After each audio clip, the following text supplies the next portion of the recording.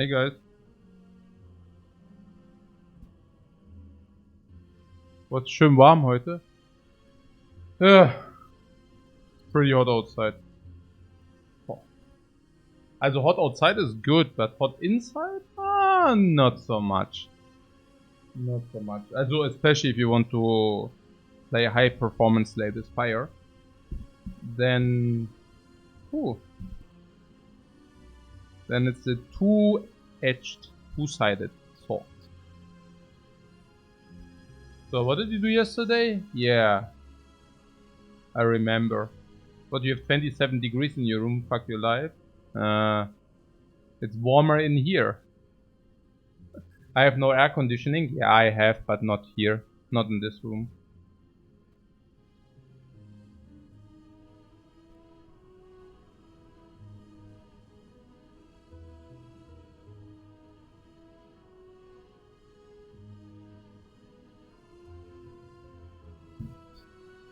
I mean, that being said, I kind of enjoy it more if it's too warm than if it's, you know, too cold. So I guess I'm not too unhappy about it. So, yeah. Also honestly, I have not fully recovered from the yesterday's run. I mean, if I take a look at the deck, it looks nice, but it was more of a struggle than I thought. Maybe the lack of attack cards might have led to this demise. And maybe also the lack of like a lot of not very helpful relics. I mean, if you think about it, I mean, some were of course strong against the heart, where we had 4 potions which we didn't use. But mostly there are a lot of things, these are rather late game. The gold we couldn't really utilize. This disappeared, we didn't have attack cards, these are not good. This with apparition is not good. These are all garbage. This is not good. This is not good with apparition. This is not good. This is garbage. This is garbage. This we bought. We actually bought.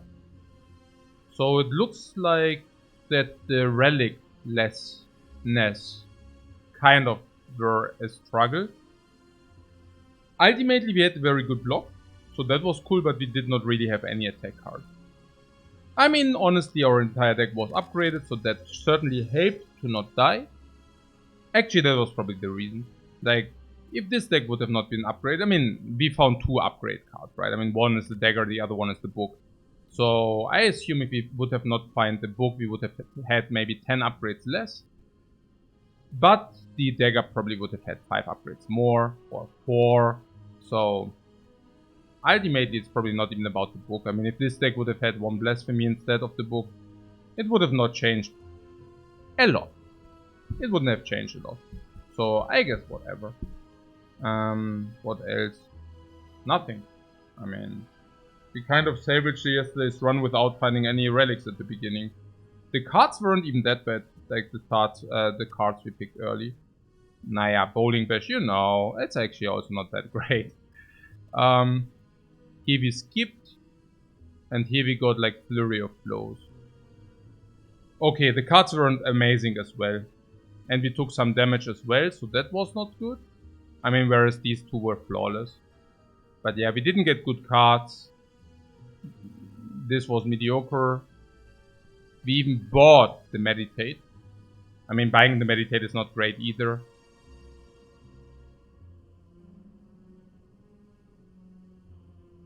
Was that the messed up fight? I mean, not messed up, we played it fine. Yeah, we took 23 damage. It actually took 4 turns, so we were super unlucky in that fight as well. But we got the scroll, so I guess card-wise it was okay. But it also kind of ends there. Yeah. Here we skipped all together. Here we skipped all together. So I guess card-wise it was okay. But relic-wise it was horrifyingly bad. I think fight RNG-wise it was ultimately bad. Very interesting run. Very, very interesting run. Kalgalas, did the apparitions not getting upgraded have any impact? No, I don't know where this fascination of upgraded apparitions comes or stems from. Like, how I see the apparitions, they are a way to block in the first few turns in your fight. And you should also do so.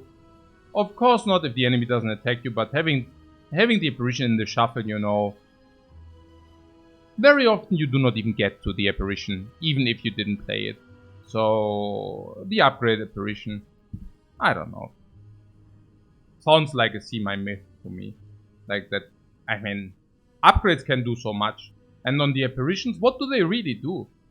I mean, an upgrade apparition means you can play apparition again if you did not need to play it the first time you draw it, and if you also redraw it, but only in the turn where your enemy actually attacks you, and you do not kill.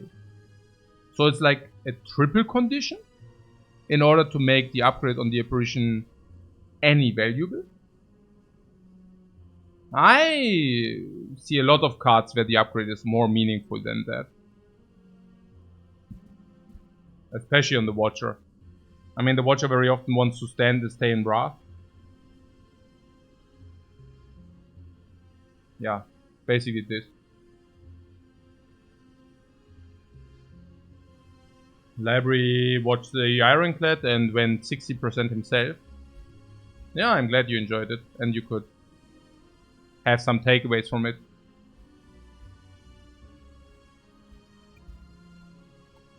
Nitrous Oxide asked, did any card go up in value these 6 runs or did any go down? Not really. Not really.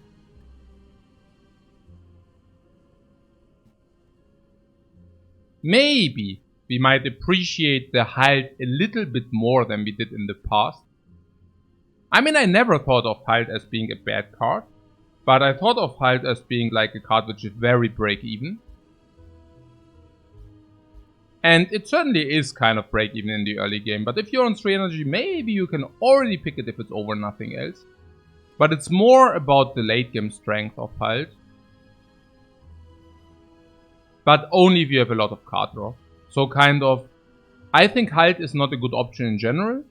But if, for whatever reason, you have a lot of card draw, and you're still lacking block, and let's say you do not play Divinity, but your deck resolves or revolves around Eruption, also into going into Wrath, having a Tantrum in your deck or whatever, and you do have that card draw, or maybe even 1 or 2 rushdowns, right?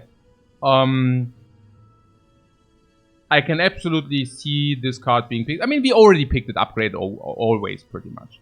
I'm a big fan of upgraded cards, so that's obvious. A neutral card goes to absolute pickable, or to you should pick it if it's upgraded, that's clear. But I think I'm at the point where I would even, and like you were asking about the change, if I have a deck with Tantrum and a lot of card draw, preferably 1 or 2 rushdowns, and not enough block yet, I would consider picking Halt into the late game. No, that's kind of a small change, but you know, if you play in that kind of area of win percentage, small changes are basically what, like a lot of these things are what makes the difference in the end. If you have some run which can become salvaged, or where we can increase our win percentage by 5% in a very specific situation, we have to take that. And very happily so. With the pyramid, yeah, with the pyramid of course. Oh, the apparitions, yeah, anyways. But I mean, Halt with the pyramid was always what we want to have. Yeah. You mean taking Halt over Fortress was correct? Yeah, but the first time it was direct comparison, and also because we had also mostly because we had where is it? Here, duality. Without the duality, I would have taken Mental Fortress in a direct comparison. But later the Halts came upgraded, and of course we would take the upgraded Halts over a non-upgraded Mental Fortress. It was a great run. I enjoyed it very, very much. It was also struggle, and also very taxing. So I guess after 5 hours, and that's usually also kind of the threshold. If runs go longer than 4.5 hours, I usually wish they would be over already. But in the end, it kind of feels extremely rewarding to overcome that struggle and the hurdle and being successful with the run in the end. So basically getting fully rewarded for the effort. Very nice. Especially because things worked out so well, especially against Hexago's fight. Such good decisions. Yeah.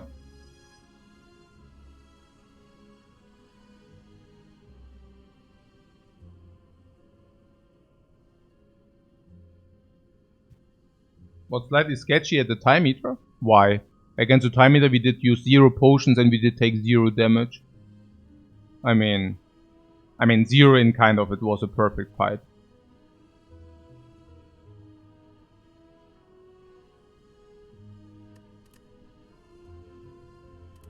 Let's hope the Spire is being a bit nicer today.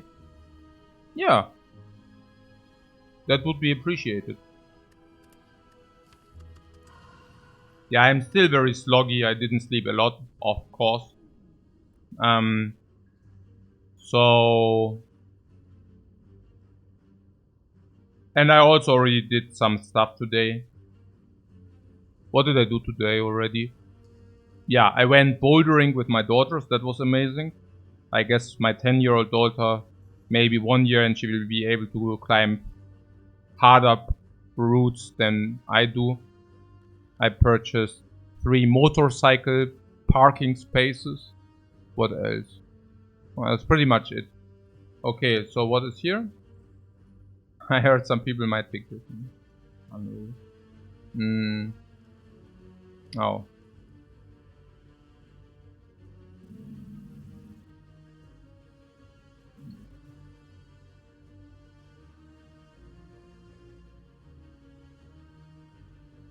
Whew.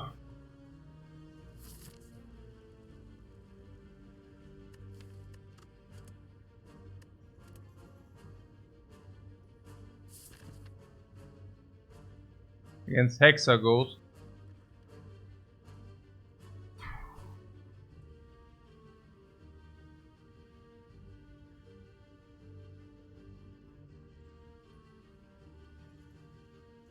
If we go to the shop and we get rushed on 10% or something, how many Watcher powers are there? Are there even 10 powers? I don't even know, but maybe we have like 12%, and if we get rushed on, we can buy it. And then we just do not add cards. I mean,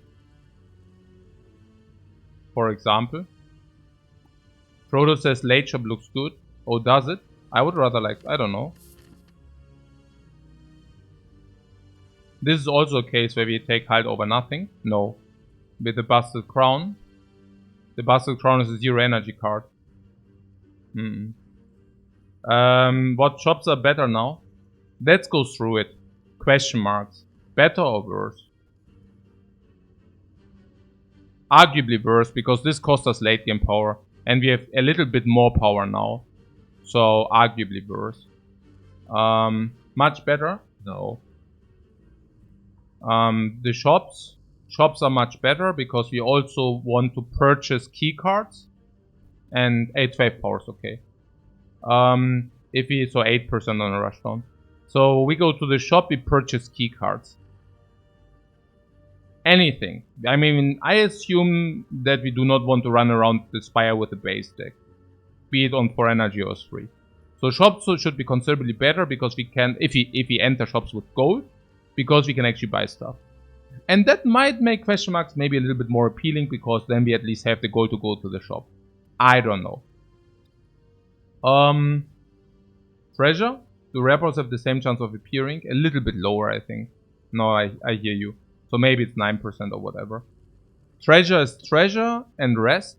Rests are a little bit worse because the upgrade is worth less because of 4 energy, and because we probably do not always have cards we actually want to upgrade, right? That being said, fires are usually 110 in value, 100. So if you're saying they go down, I mean they go down to 80 gold, which is still much better than the others. Enemies are the same, but the card choice goes from 50, 60 to maybe 30. So 30 gold less value, for whatever that's worth. Elites also lose 30 gold in value, but you can already see that elites are probably better than in a normal setting. If you could just always go into elites with 4 energy and for that you only have 1 card choice, write me in. So what we currently do have is a situation, and also rest place can be used for resting now. Yeah. So I would like to have some path where we have a lot of elites, if possible, for the reasons just outlined. I do see some kind of burning elite there. Is this path always better than this? Because then we could just go here. So is this better than this? This is 3 question marks, no shop, or if we do this, we only have 1 enemy. I mean, enemies are still potions, so I would assume going here is better. I mean, we can even deviate, whatever. So I also see that we can deviate here. This looks like a very nice thing. If you say left or right, what's better? This is mirrored. Shop or monster, the decision is mirrored as well. If you go to the shop, they are the same. If you go monster, monster. Here we have question mark monster is the same. Here we have question mark monster is the same. Here we have the ability to also deviate to the right in order to get more firepower elite into shop and then the second elite. So that is a little bit versatility. Do we gain anything from the left part versatility? So let's say 1 enemy question mark, 2 enemy question mark. Would we ever like to do this?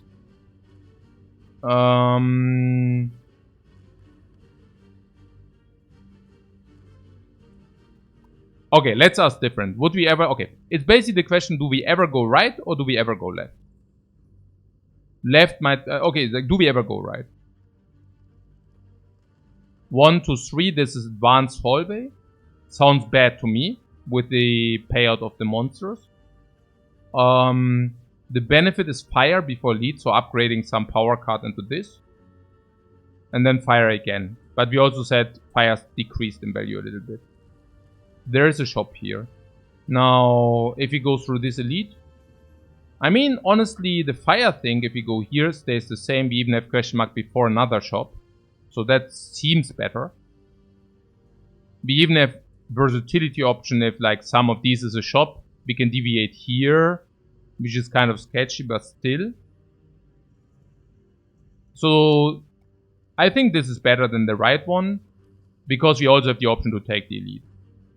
Unless you're telling me we need the upgrade before the first elite. Now, if that would be the case, we might want to deviate to the right. But, like, not this, but, you know, this here. But I currently cannot really...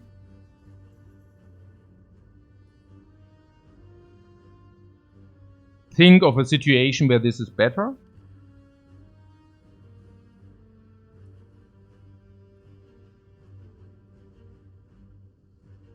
On the other hand, how often is the left part actually better? Do we really choose a question mark over an easy hallway fight? Ever?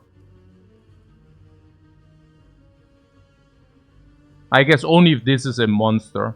If this is a monster, we might. Now, if this is gold, we always go to the shop. So, if this is a monster, we might want to do this instead of this, or what? No, because this kind of forces us into Burning Elite. And Burning Elite seems to be...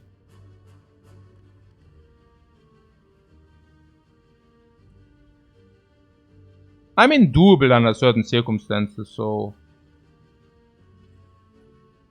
But that means no shop. Like, if we do this, we will not see any kind of shop. That's weird. Yeah. So I would assume we just go the right. Yeah.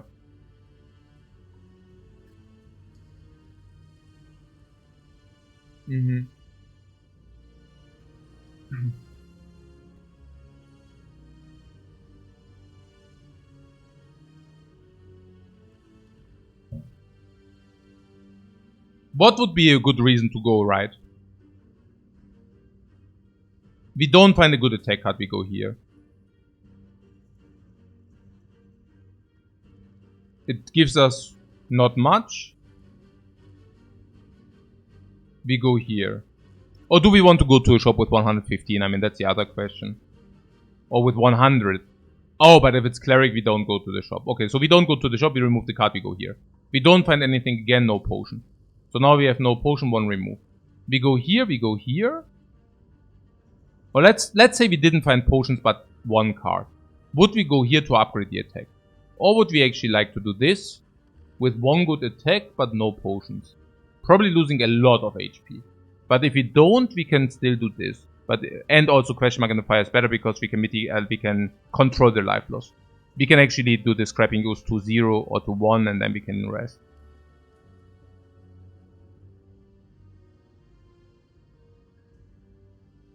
So what am I saying? How bad is it if we take one extra enemy? Like, let's say this is an enemy. Or let's say we go here, and this is an enemy. Now, suddenly we need to take one enemy over a question mark. Honestly, the question mark is not even exciting. If this is gold, it's super bad anyways. So let's do this.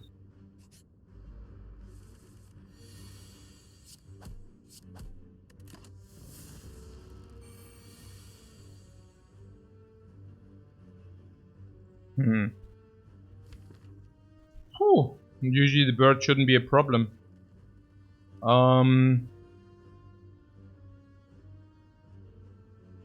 Okay. Option number 1 is eruption, block, block. We take 2.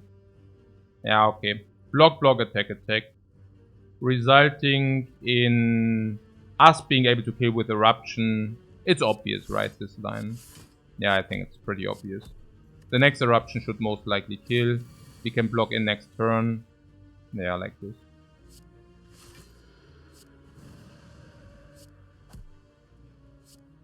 Going into calm beforehand for good measure.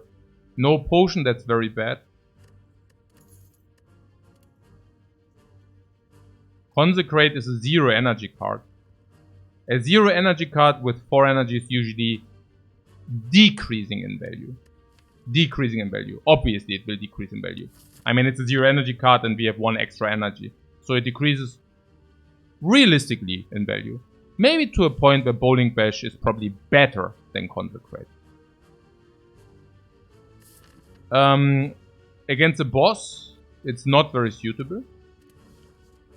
But if we pick a 0 energy card, we do not need to upgrade Eruption. The upgrade will actually go on the Consecrate if we receive a fire. I am afraid that the cube fight might kill us. That card sucks. No, it doesn't. It's actually very good. We just faced a single. Single hallway fight, like a single enemy hallway fight. So the multi-enemy hallway fights are still open. This will help us a ton in those. Specifically after upgrade, it's crazily good. Good stuff that we usually have the upgrade before the advanced hallway show up. And then we can utilize it in exactly that manner. But it's also about the cubes, which probably might just, deal 50 damage to us. I'm not joking here. And if we take this, they might only deal like 30 damage. Saves 10 to 15, this acted has done a job. Exactly. Like what Proto Sheriff Heat says. If this saves us 10-15, it's probably a good pick, but the thing is it doesn't save 10-15, it rather saves like 30 or 25, whatever. Against the Lagavulin, it's not a dead card, we can set it up, we can play it in between, so it's a little bit of chip damage there. Against the Nob, of course, it doesn't perform that great, but it is in it.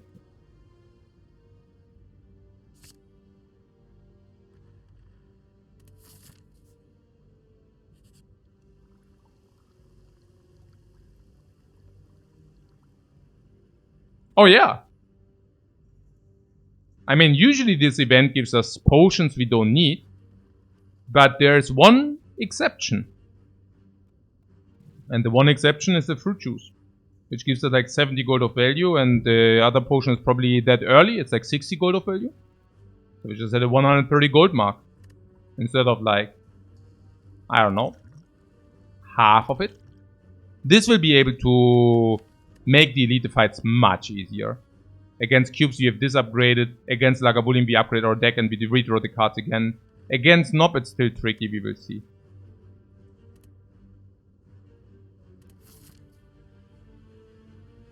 Now, since we have all the potions, I definitely do not want to do this.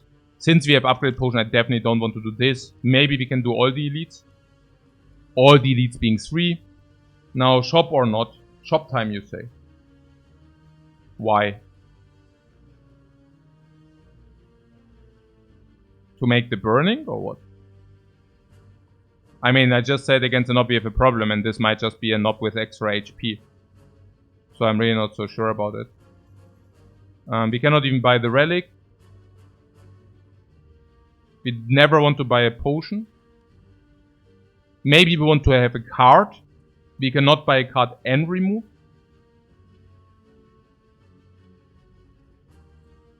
So probably not. Probably here, here, here. Hopefully do not overlay a potion, but it's only 20% to overlay potions. It's also the exact 3 enemies, which is perfect. We already picked an attack card, and we already have a potion for the elite. If we do this, we would like to take the other shop. Which we can. And here we can also make a call. It's also important to make a call on the Hexaghost. We might die in this fight. Now, if we might die, we could even purchase something meaningful against the Hexaghost, so only. Mainly potions. There are potions which can help you solve the Hexaghost fight. Kai's potion, of course, being the most obvious one, but even a strength potion is very helpful.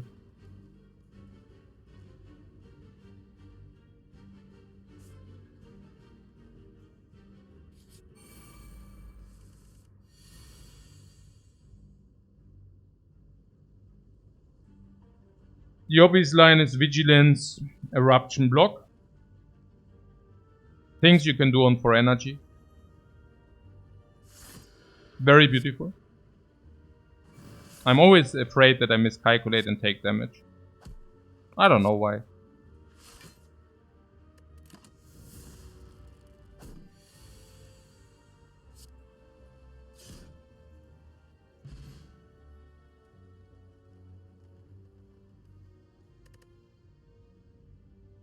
Why not kill the right? Why?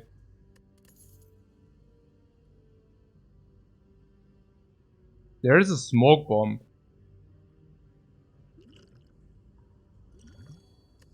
I mean, I guess I'll take it.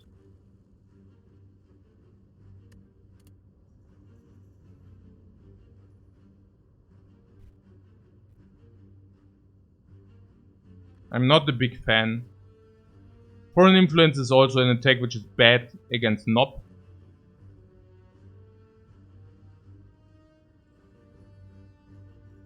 I don't really like it. We don't even looking for AoE and we are not in frantic search of an attack. It will be a little bit more tricky against Lagavulin. The Busted Crown might come in very handy there. On top of the upgrade potion. Look, if we take this, we cannot even exit reliably. And 1 extra energy against the Lagavulin is not a joke. Because you get like extra energy, of course in the open, but you get it like 1 extra turns, 2 extra turns, 3 extra turns, like 3 extra turns. Which will enable you to deal, let's say, 30 damage in between you might have not been able to inflict otherwise. That's the Busted Crown. Yeah, that's not the upgrade potion. And usually against Lagavulin you're a little bit on the... we would take the short straw probably at the moment. After the upgrade potion we have a good open, most likely also a good block in between. But we are still short on damage / energy, and Busted Crown could very much be helpful to mitigate that.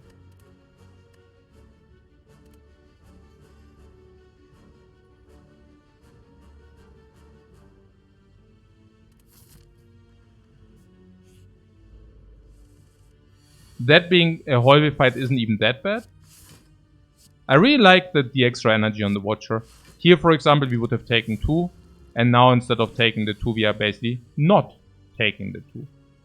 So that's pretty cool. Eruption to Vigilance. Yeah, I guess it's the only line unless we kill. Good news. We do kill. And that is pretty cool.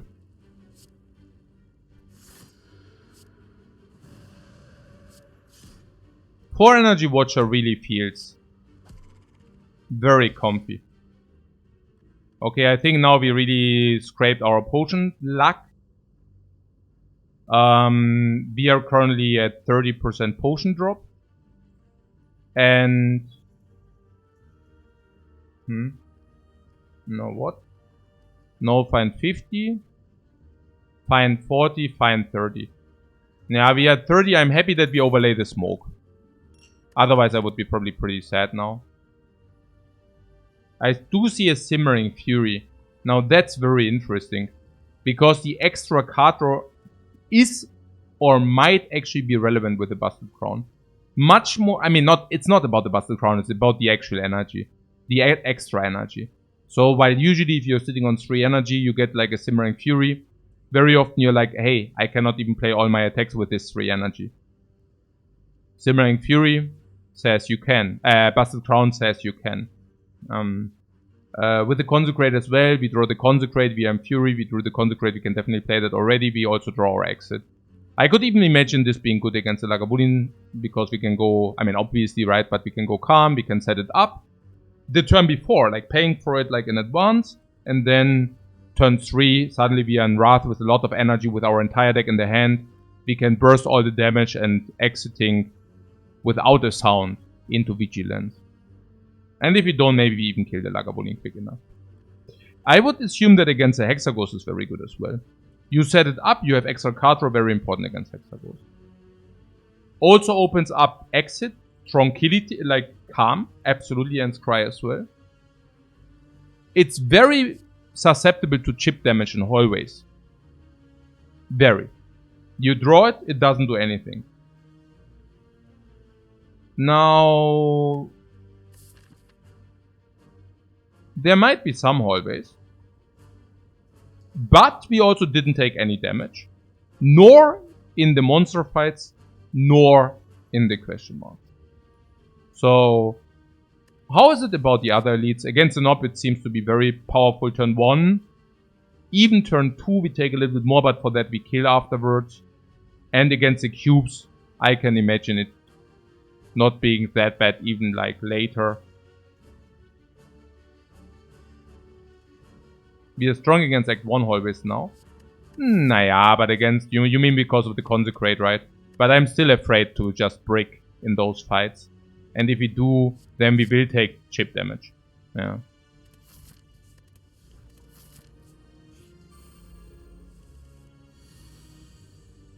It seems positive against the Hexaghost. Oh, very, very positive against the Hexaghost. Absolutely.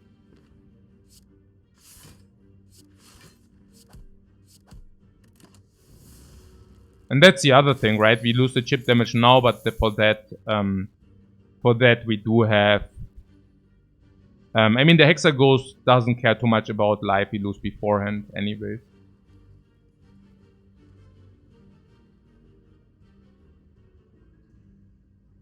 Okay.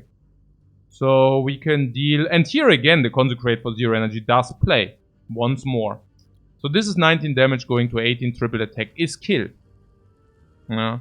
So if we do that, how much damage do we take? 3. Now if we end up in Eruption, we take 4. If we do double block, we will take more damage. So it's either ending in Eruption and taking 4, or it is actually only dealing 5 and blocking in. Now I have a feeling that we can maybe do that because of the Simmering Fury. Attack is 60 and escape is 40 or something, right? So, if we decide to block in, what will happen? That guy is at 32. 32 means Simmering guarantees. Yeah, and what do you do if he hits for 14? Now, I guess if you draw double block, it doesn't matter. But if you do not draw double block...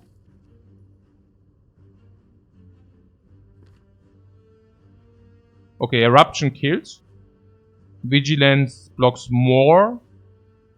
Especially if you draw another defend. Let's take the 4. No, I'm not so sure about it. I'm still wondering. I mean, if you draw double block, we also only take 4. So it's currently about the likelihood of breaking on the attack.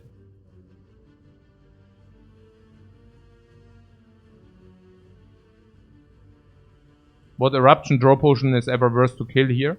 The thing is, you can still use the potion if you break. So it's much better to chill. Yeah, Sigboss also says it's 50-50 for him to attack or run. Yeah, I said 65. 50-50. So we do not even... So we only take extra damage if he actually break our draw and he attacks. If he doesn't attack, we take 0. Now if he attacks and we do 1 defend, we take 9. But that's all a very specific thing, right? I mean, the worst would be if he only draw, like, you know, strikes and consecrates are blanks. But drawing 2 of that is near impossible. And... or very, very low. And if you draw 2 blocks, we also only take the 4, but because he only attacks in half of the cases, you see it, right? It's just considerably better to block in this attack.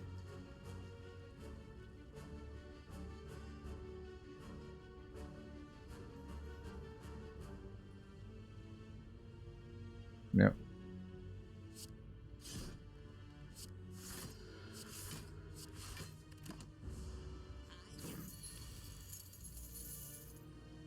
That's fine. Like, that's exactly what we were talking about.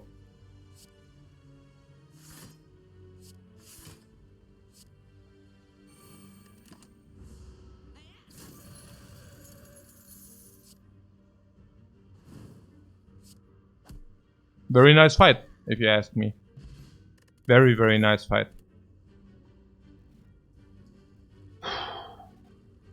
Dory Flipper says taking the 1 was definitely better than taking the 4. Because 1 is a smaller number than 4, right?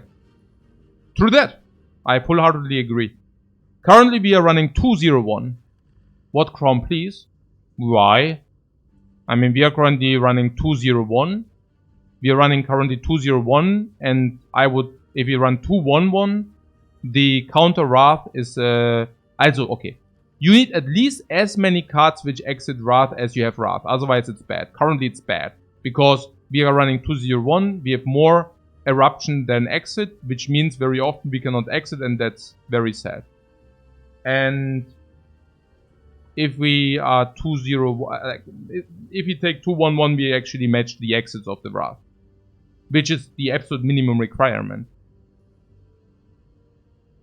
Very good card? Yeah, I mean, also not, but what I'm simply saying is look at our deck and what we need.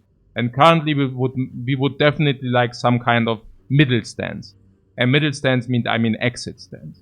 Because currently it's 201, Wrath is super bad, Calm would be weird because you need to draw perfect in order to Calm Eruption swap. But if you have exit, that's perfect in between. Yeah. Empty Mind would have been better here. Empty Mind is always better than Empty Body. And Empty Fist is better in the early game. So, yeah, sure. But generally, I don't mind it too much. And, yeah, also Simmering Fury. We can pick this. This also enables, like, Flurry of Blows and such. I mean, makes Flurry of Blows suddenly a very good card. Do we have a little bit too much block then? The answer is yes. But that being said, against the Lagavulin, we already said we open. We probably want to block in 2 turns. For that purpose, it's pretty nice. And then we go into Eruption again and hope that we kill. We have Potion Drop 40% now, so I'm not sad about using a Potion against the next Elite. And if you use a Potion against the next Elite, which is like, if it's Lagavulin, it's very, very good for us. Because nearly no life loss and definitely enough damage to kill him, probably, yeah, most certainly enough damage to kill him before the second cycle, also within to the second cycle. Against the cubes, I don't mind to have more block, because once we killed 1 cube, which we might be able to do, then we can actually block in, leaves the knob. But against that, we might have Draw Potion, maybe Blessing of the Force, whatever.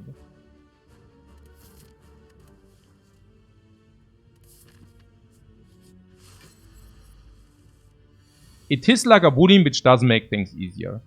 Why does it not make things easier? Well, because we need to make a decision on the potion. Can we maybe talk about the upgrade potion? Is the upgrade potion ja? Ah. Dann komme ich, wenn es aufgedeckt ist. Aber danke fürs Bescheid sagen.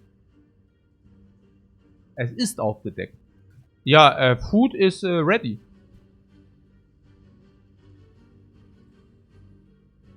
So I grab some food. Things to think about. Is this potion... Ich komme. Vielen Dank fürs Bescheid sagen. 40% potion drop. These two potions are mediocre. They are decent, you know, but 40%, you know, if you don't use a potion like 40% VRC myself.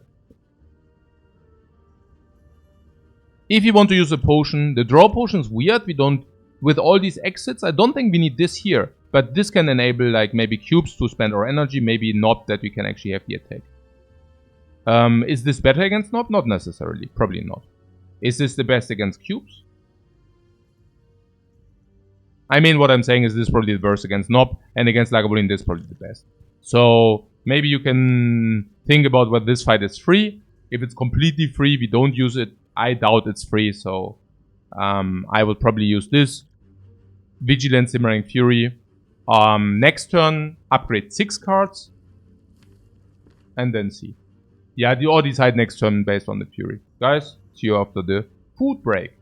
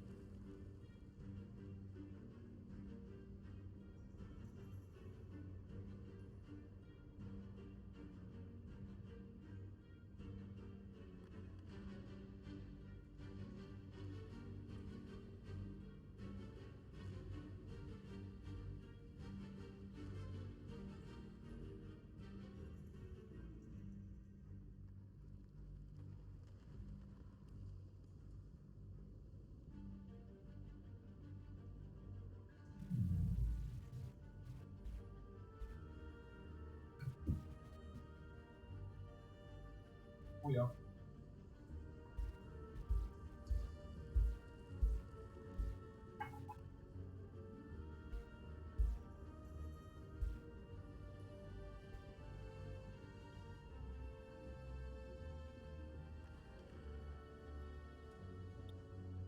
Whether we are going to Burning Elite? Probably not, because why Knob can be one. Maybe. Depends on the potions we get. If Burning Elite is free, we take it, but we wanted to go to the shop, so probably not. Dankeschön. I get Thymian. Achso, die Tees gestern waren mega lecker.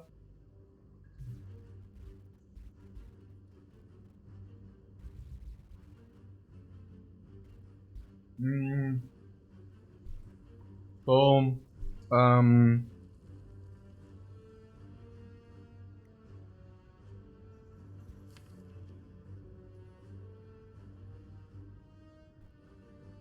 next draw is only good if you draw Eruption and Strike.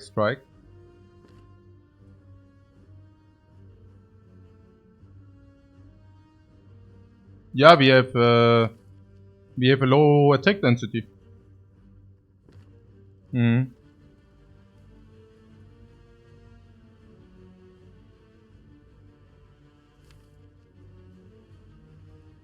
It might result in us not even opening next turn.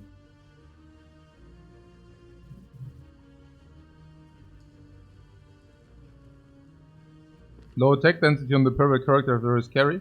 Thank you very much, Merl. It's true.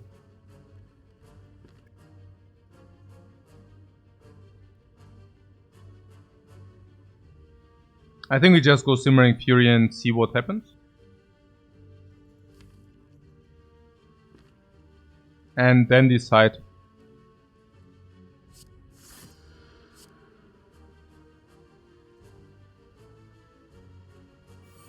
There was a line where we do not even do the Simmering Fury. Hey Gordy, thanks so much for the sub, man.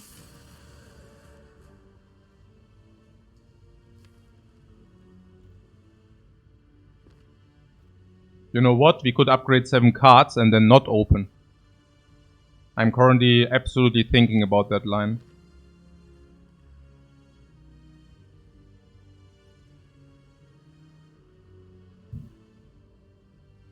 Most of these cards are defense though.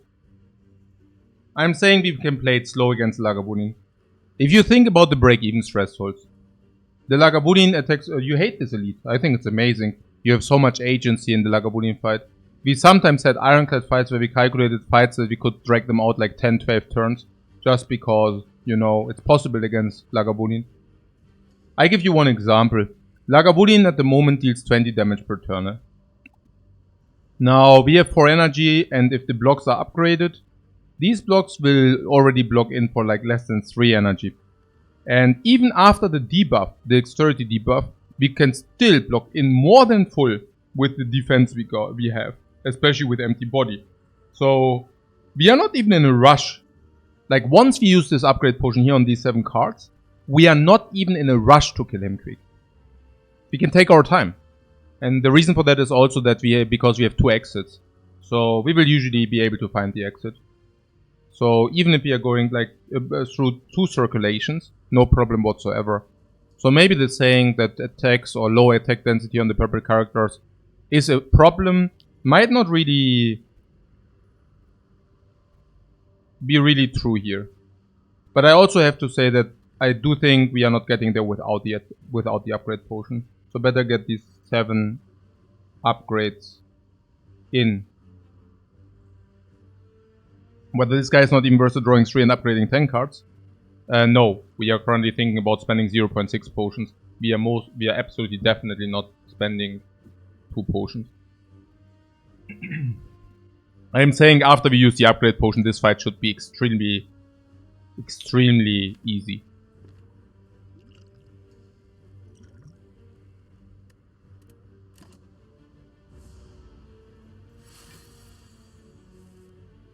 Of course, depending on what we draw. With this is a little bit more tricky. We have 4 energy, we draw 5 cards. If Consecrate is one of them, we can play our entire hand. But if Antibody is also one of them, that's a little bit sad. Then we basically overlay energy, which is not ideal. We did not draw attacks, but okay, whatever. There is something about staying in Eruption. If we stay in Eruption, what is kind of the idea? Now there are the draws where we draw Empty Body. If we draw Empty Body, obviously we can just exit. What about the hands where we do not draw the Empty Body? Well, we can block 24 and take 16. I guess with a fully upgraded deck, I'm not really looking for that. So that would be Eruption Vigilance. With the downside that if we draw the Empty Body, sometimes we need it to block. If we draw the Empty Body and double defend plus, I might consider not going exiting. And if we don't draw the Empty Body but the Simmering Fury, we also have energy utilization. If we draw the Empty Body, not this turn but next turn with a Vigilance or something, or like Eruption, we can also utilize the energy. So 2 attacks now, we can probably block in. What am I saying? I'm saying that we open for 10 damage. That is a very sad open.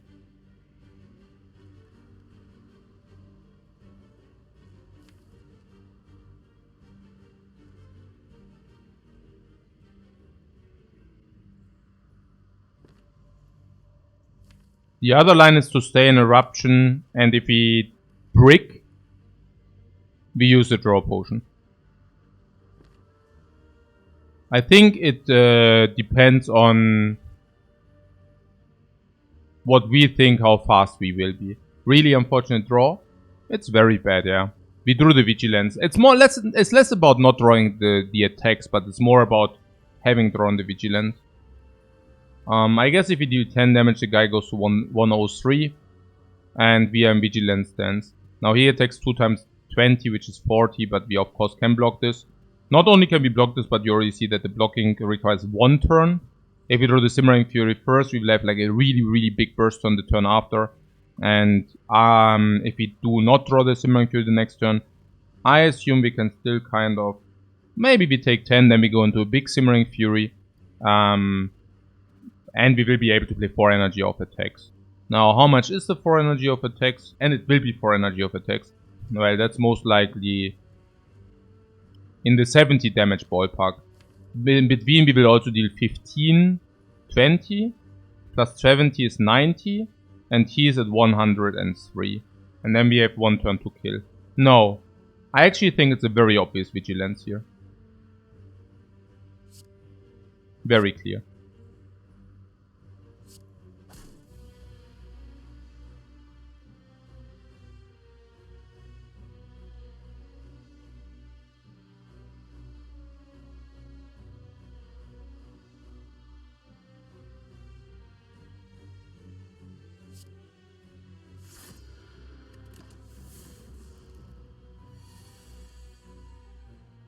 Perfect.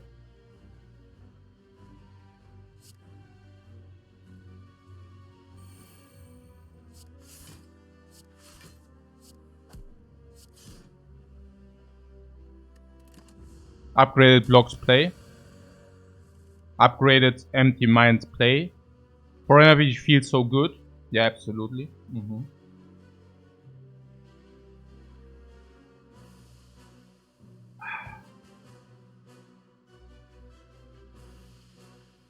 Currently damage 42.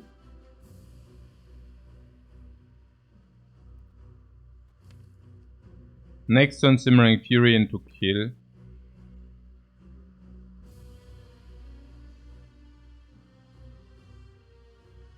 Forty block would be full block. We can lay 34. If you think we are not good with the damage. What does it cost to do 34? We have 8 energy. 1, 2, 3, 4, 5, 6, 7, 8, 9. Okay. So option number 1 is we take 6. And we end in Eruption. Option number 2 is...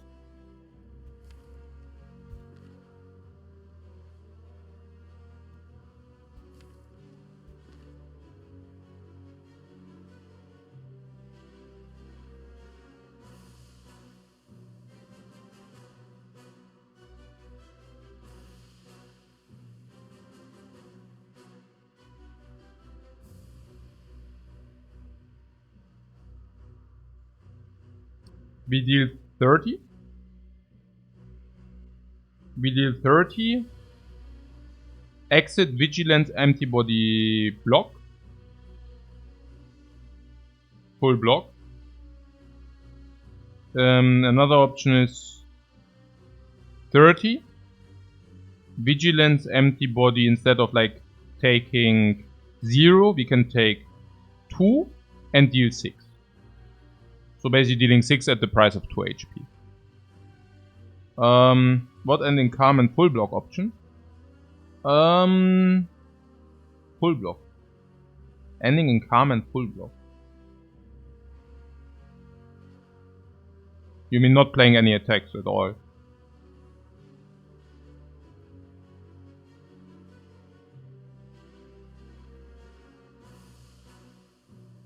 What?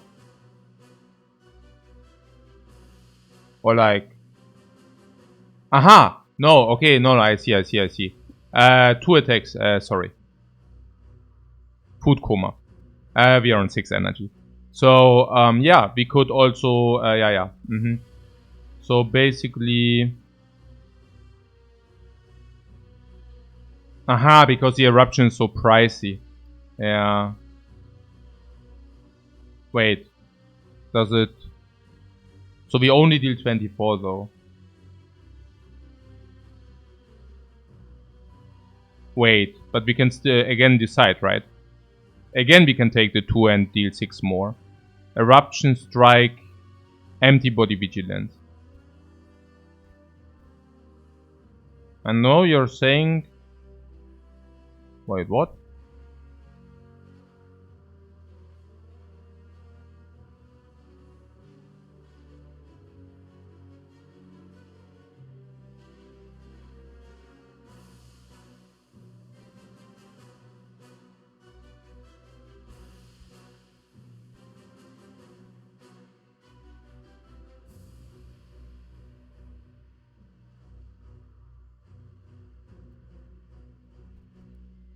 Yeah, again we can deal 6 more and take 2. And what was the other line? Where we actually empty and for 2 more energy. But the problem was that what we do with the 2 energy, right? The problem is that 1 energy goes into nowhere. But nowhere cannot be what means nowhere. As eruption strike, the 1 extra energy basically goes into strike for 6 damage. So it's basically 6 damage or 2 energy. And you are now saying you like the 2 energy extra.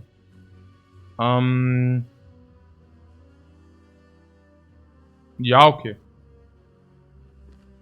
So 2 options, 6 more damage or 2 more block. So 6 more damage seems reasonable. So like 30 antibody vigilance. We deal 30, the guy goes to 59.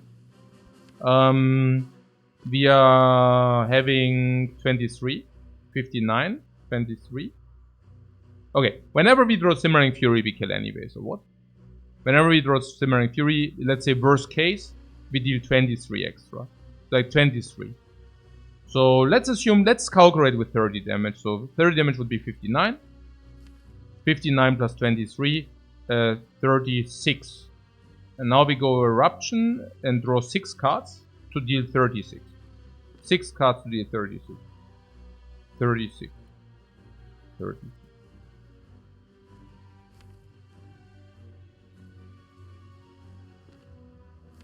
$14, 28, 34, 36, 14, 36, 3 strikes. So we draw 7 cards. These can also be these. These strikes also count. The deck is empty. We have 4, 6, 7, 12 cards in the dude. We draw half of them. Our deck damage is 7, 14, 17, 17, 21, 25, 25 plus 7, 32, 32, 60, 32, 64, but we draw half 32. So in average we do not kill with that line.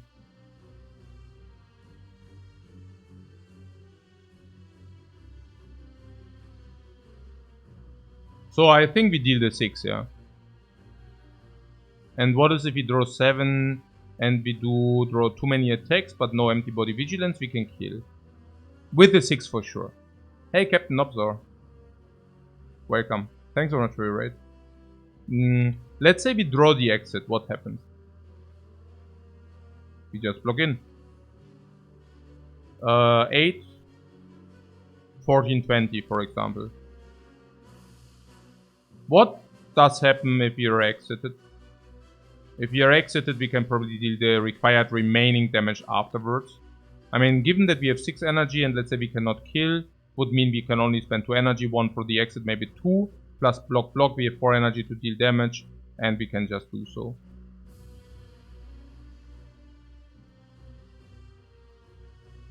So what happens if we break on the Simmering Fury? Then the 6 damage are very important, but then the 6 damage are very important. So because that might then be the difference, you know.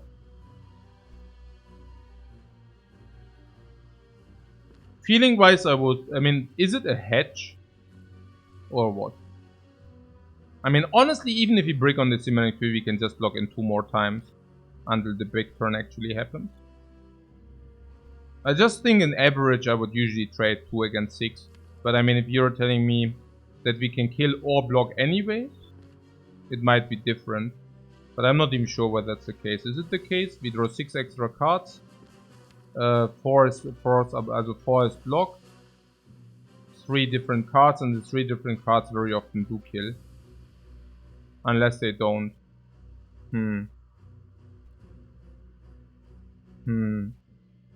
Maybe we can say something about hedging or something. I don't know if you have 58. If we have 58. I mean, what about the burning knob here? The burning knob. What do we have? We said we don't have enough punch power. Because none of our cards actually reach big damage. And the amount of attacks in our deck is low. I would assume that burning knob is not an option. Leaves the non-burning knob. Honestly, against the non-burning knob, we might have a good chance not to be able to kill in 3 anyways. But then we still have life to use. We also might receive a potion, we also have that potion. So... is there something like pushing the variance if you take 2? Or... not? What? Eruption Strike? Ah yeah, there was also some what? 36 damage, what do you mean? Vigilance, empty body, strike, defense. Yeah, that was a question whether we wanted 2 extra energy or not. But we decided we wanted 2 extra energy. 2 extra energy is better than 6 damage. And 2 extra energy certainly is more than 2 block. I think there are the times where we miss on the Simmering Fury. Those times I definitely want to have the 6 damage in. Because then we draw some cards and it might mean the difference between taking a lot or not. And that's already in 1 of 6 cases. And if we draw the Simmering Fury, we are usually fine. But not always as well. Yeah. What? Strike, eruption, empty, defense.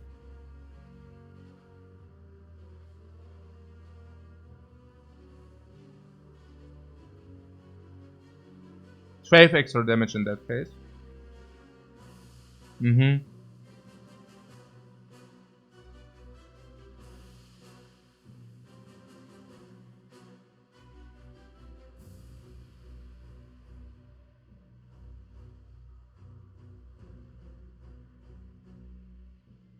Extra for the calm stance.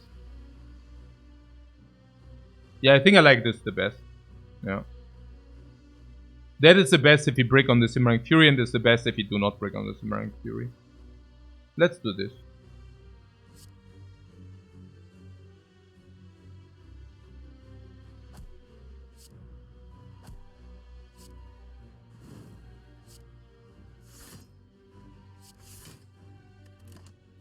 Because we know that the Lagavulin doesn't attack again.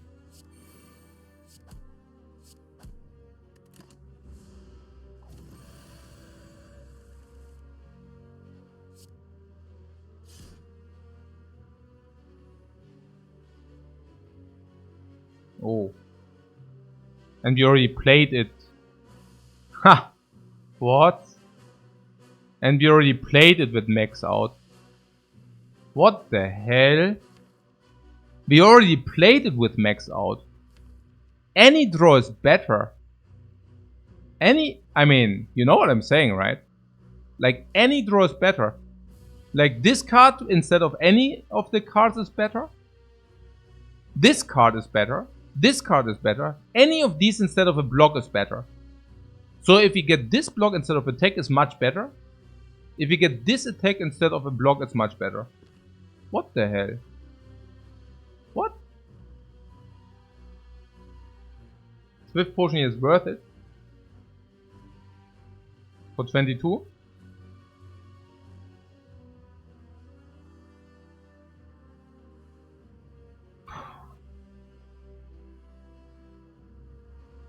Bloodlines feels like this fight shows why removing defense is so good on Watcher. Yeah, absolutely, sure. Never doubted it. 8 plus 14. Oh, and do you see how important it was to maximize the damage? I mean, I told you we are probably short on damage, therefore we should do this. What it could be worse, it could have been 4 blocks. No, that's the thing, 4 blocks would have been much better. If he would have drawn 4 blocks, we would have just blocked 24. So okay. Cool. Or not so cool. We can take 22 or we can use the draw potion. It's still not enough, right? Even if I count multiple times. I don't really want to take 22.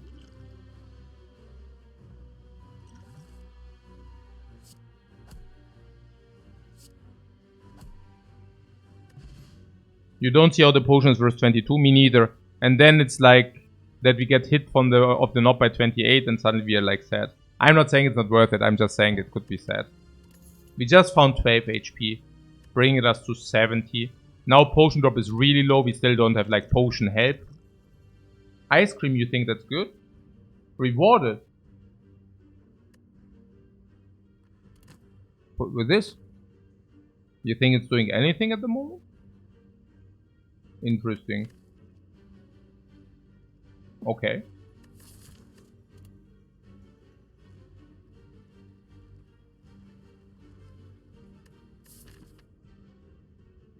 All love ice cream. Yeah, in real life maybe.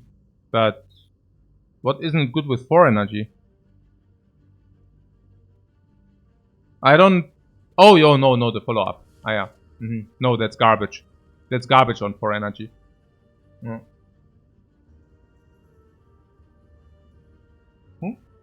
What follow-up is not the worst with ice cream? Guys, you want to collect a lot of energy. And what do you want to do with a lot of energy? Isn't it worth it, ice cream? It's nonsense, yeah. I mean, when I'm telling you use your relics, I don't mean like collect a lot of energy and do nothing with it. Like a weak kick would have maybe been delicious. Okay.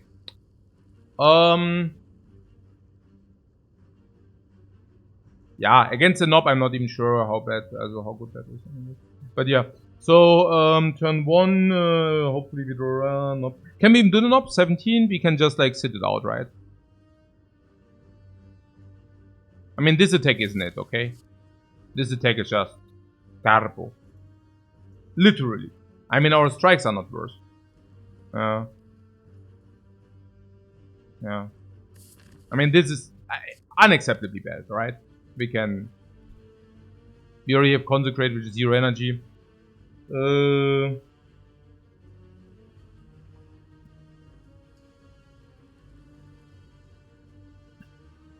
It's just really bad. I mean, we are not even using... Yeah.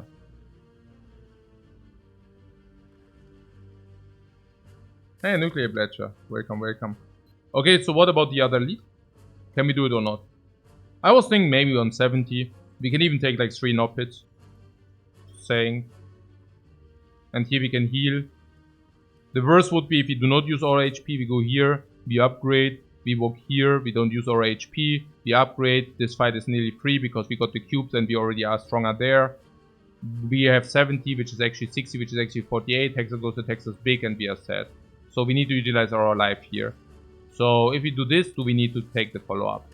The follow-up is super weird. Honestly, it's just not any good. I mean, against the knob we don't spend our energy anyways, against the cubes we don't spend our energy anyways. So we just walk here.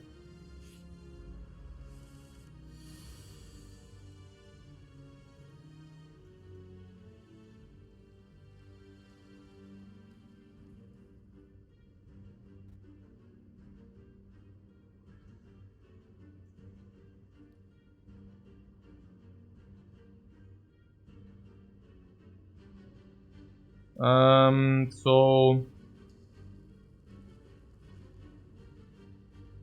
this guy will not attack next turn.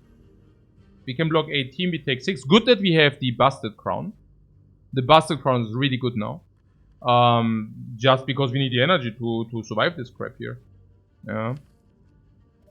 We do have empty body, I'm not sure whether that's every helpful. This is almost a boss fight. Yeah, it's really tough. It's really tough. I'm not even sure. We wore the net. We wore the net. What am I supposed to do? I mean, beggars cannot be choosers. We have currently one choice, which is basically dealing 9 damage over 10 block. Which is probably not what we are looking for. This guy will be able to whatever inflict like 15-20 per turn. But again, we can block 15-20 per turn. In average. So once this is dead... I don't know, this fight is really bad. But... I guess this also is like something which can be squeezed in. We probably kill the Grey Slime because we don't have damage to do different. 24-29. But we probably don't even draw all of them.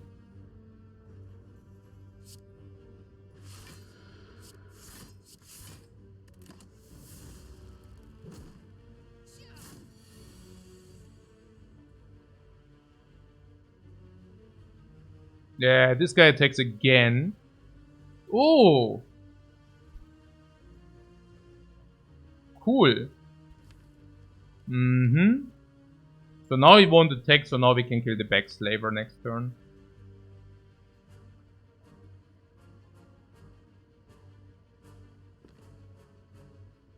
Block, attack, Simmering Fury.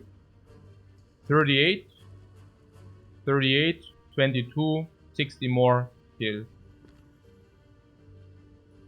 I think the line here is very obvious, the line we have to take.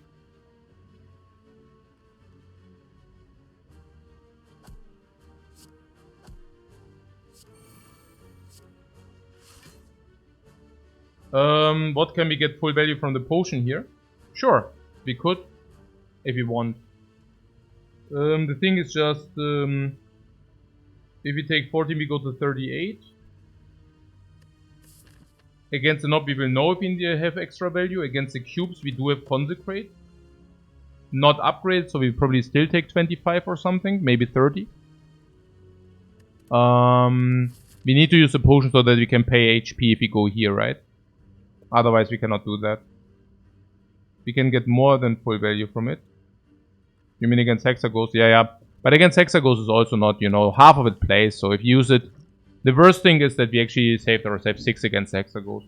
Which is, you know, not the worst. There's a HP potion for HP in events. It's also full block, which usually doesn't happen against the cubes. Cannot happen against the cubes. We might also overlay potions. We might even be able to buy more potions in the shop because of it. Yeah. I think so. It's also still like few nodes until we are there. So, okay. So this is obvious.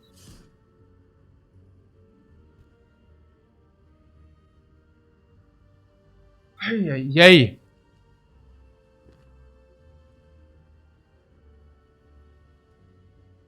Next turn we take 21 and we have... Yeah, this is unreal actually. We probably block 5 against 21, we take 16. You guess we kill the slime?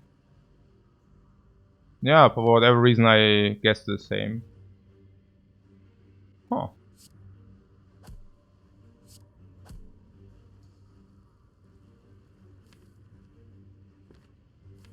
That's crazy.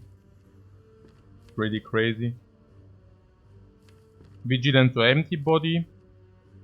I would assume empty body is better. I don't see no reason to do the vigilance.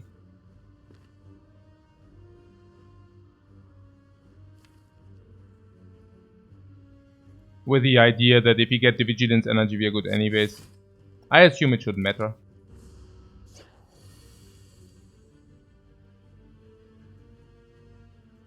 At least he does. Oh my god, hey. God, come on! I mean, what? Was? Das ist schon unrealistisch. This is schon pretty unrealistic what's happening in the Spire here.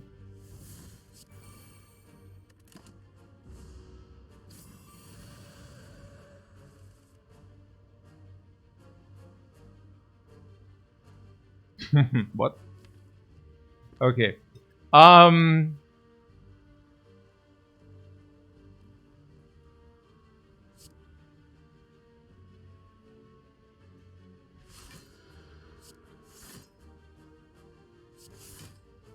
Nein, we have next turn kill is not bad, you know. But it's funny, no?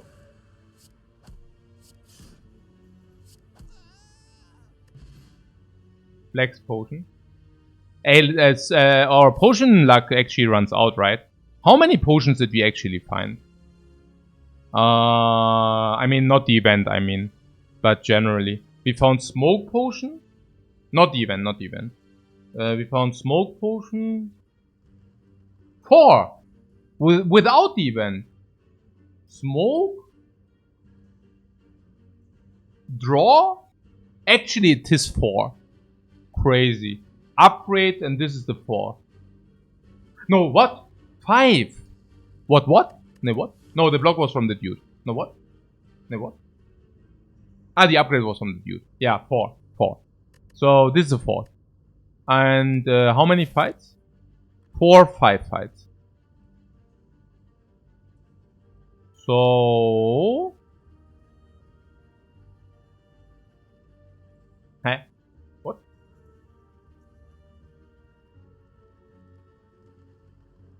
How does that work?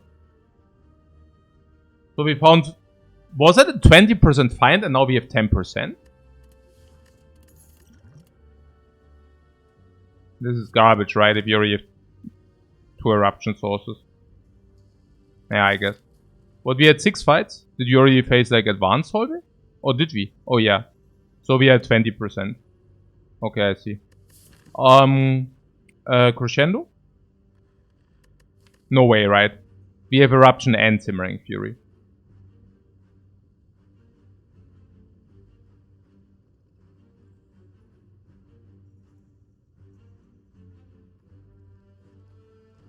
Yeah. Against Nob is weird as well. If you don't draw turn 1, it's like that. We're desperate for draw.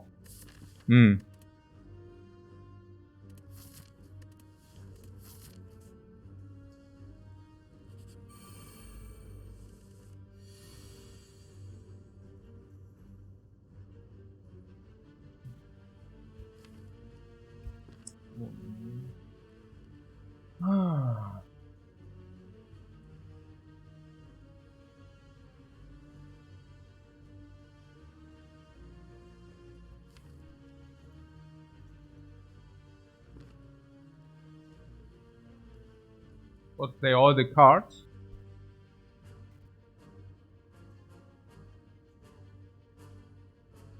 No. Hey, like...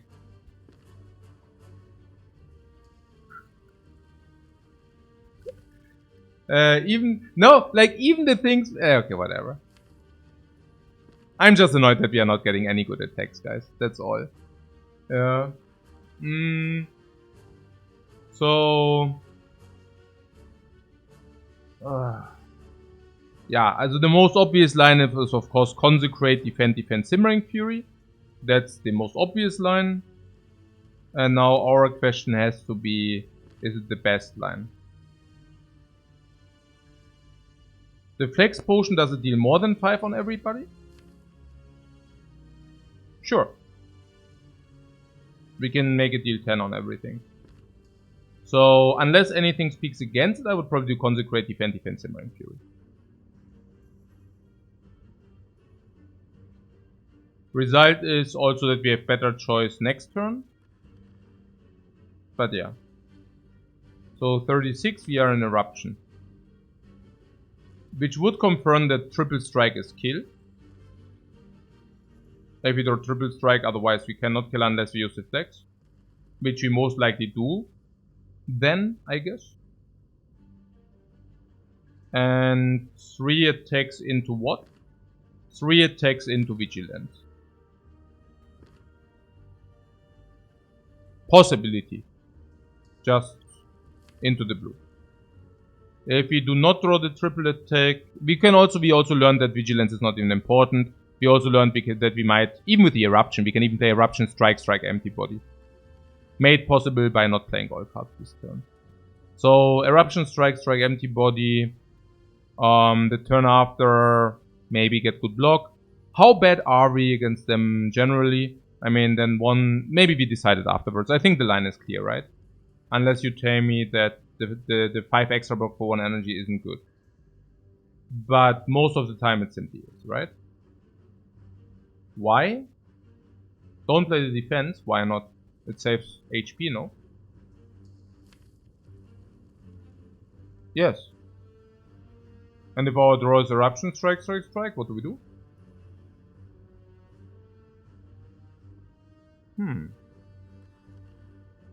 I mean, we have Exit. So most likely we play Eruption, Strike, Exit.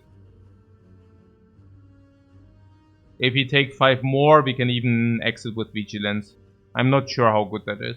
Like, if you have the choice, I would rather like to exit with Empty Body, because like in the future we won't be able to utilize our energy.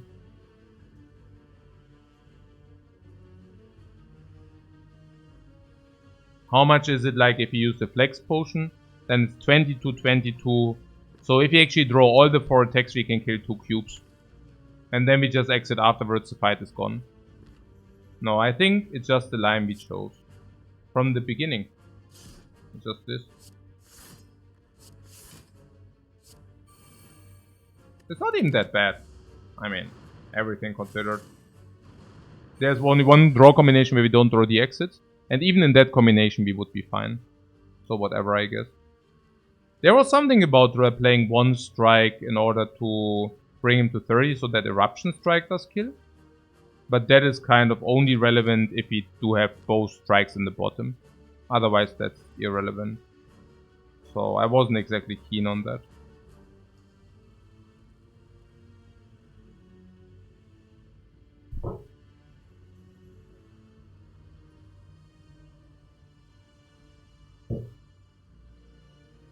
I would never end in Vigilance if possible. Because we cannot spend our energy anyways. The way it currently looks is Eruption for 18, Vigilance, Empty Body, Strike on the back 1 and block. What, it doesn't matter with Ice Cream, what doesn't matter? The ending in Vigilance or what? I don't know. So one possible line is basically what I just said. Eruption, Vigilance, Empty Body, Strike and Defend. Yeah. So if we take that line, I mean from now on we won't be able to spend our energy. So now we just like spend all. So we currently have sitting 24 damage. Funnily enough, we can choose which one we bring to 12. What am I talking about? If we do not kill it, we don't need to kill it. We just bring this to 12. What's the benefit? Huge. Either we draw blocks or not. If we draw blocks... no, that's actually... maybe not. Maybe we should just kill the back one and accept if he gets hit into our face. So, yeah, that's pretty much option number 1. That is full block. Fascinating, right? But it's full block. It's full block and enables us to kill the back cube next turn. The downside is that if we do not draw defend, we take 10 extra damage. How many real cards, how many dazes? 4, 5, 6 real cards, 7, 8, 9, 10, 11. 9 dazes means in 3 draws we probably draw 2 real cards. Is it 2 real cards like something? These are blocks, of course. This is block, 6 real cards, block. Usually we draw probably 1 block. Now what happens if we don't draw a block? Well, I mean, honestly, if we just kill this one next turn, it doesn't get better because then this still has like 36. And then we cannot kill, but we can probably also not block because 20 is kind of a big number. And why that's not good. Better having 1-1 and then, you know... Are we not kind of block heavy anyway, so we can actually sit it out? How do cubes work if like 2 are alive? One attacks you and the other one shuffles your dazes. 3 dazes usually mean in a card of, like if you draw 5 cards, you draw an average 3 dazes and 2 real cards. Now, if the 2 real cards are blocks, of course you are fully blocked in. More than that, if you draw Empty Body or Vigilance, if you draw Simmering Fury, we can probably use it and kill afterwards, or block or exit. Consecrate is of course a powerful attack card, so having like 2 cubes left is not the worst. Okay, so what means not the worst? I mean not the worst, and like probably next turn we take 6. What is the density? If you just add the block 12, 17, 25, 30, 35. 35 in how many draws? 4, 6, 17, 20. 4 draws, 35, 9 block per turn. So on average we block a lot. Like 9. So I probably assume every turn we do not kill, we take 3. How long do we need until these bozos are dead? I don't know. 4 turns until 1 extra is dead, so we took 12 until then, and then we probably take another 6. 28 plus 6. 24 damage. We probably lose 24 in this fight. What happens if you use the Flex Potion?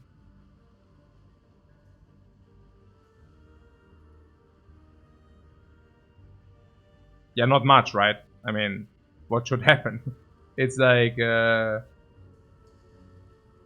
not much, I guess. In order to make the Flex Potion any good, we would have needed to, you know, use it. Oh yeah, but we could kill the middle and prevent dazes.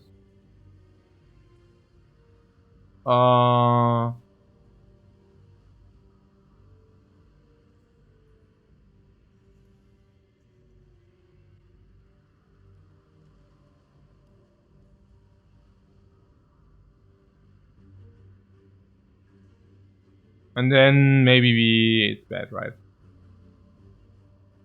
I mean, we have 3 less dazes, but ultimately we didn't do that much more damage. And I mean, the 12 kind of aligns. So, yeah. And also, like, what is if you take 24, we go to 13, we go here, we go here. Hey, we cannot even use that then. We go here, we probably still don't die because we have this extra 2 relics and all that stuff. Here we can get stronger, remove the garbage. If we are really in this threat, we can even rest because upgrades go lower in value. Whereas in our case, we currently still need the upgrades. Yeah, sounds sad. Yeah, also like killing the middle one is weird now. It's better to have them balanced and you can block in if it's like required. There is something where we actually end an eruption, or what if we use the Flex Potion though? What would that be? This is like 14 plus 22. That's more like it. So the utilization of the Flex Potion can actually lead to us killing the back one. Yeah. What? Why not Vigilance, Eruption, Strike empty? Vigilance, Eruption? Yeah, because you lose the damage from the Eruption then. That's less damage. But yeah. So back to the thought with the ending an Eruption thing, right? So if you want to end an Eruption, we actually have 7 energy to our disposal. So 2, 3, 4, 5, 6, 7. Resulting in us being able to block 13 plus 7 is 20 is full block.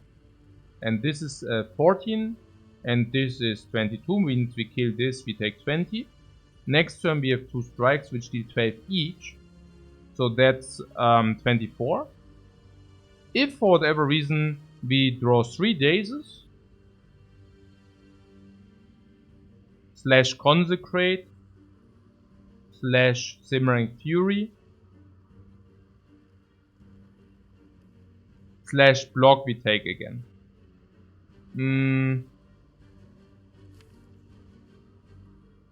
With the upside that if we draw any kind of attack, we can just kill the second cube. Yeah.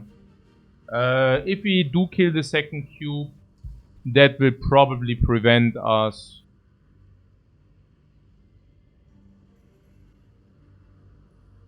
six, 9, 12, 15 or something. Yeah.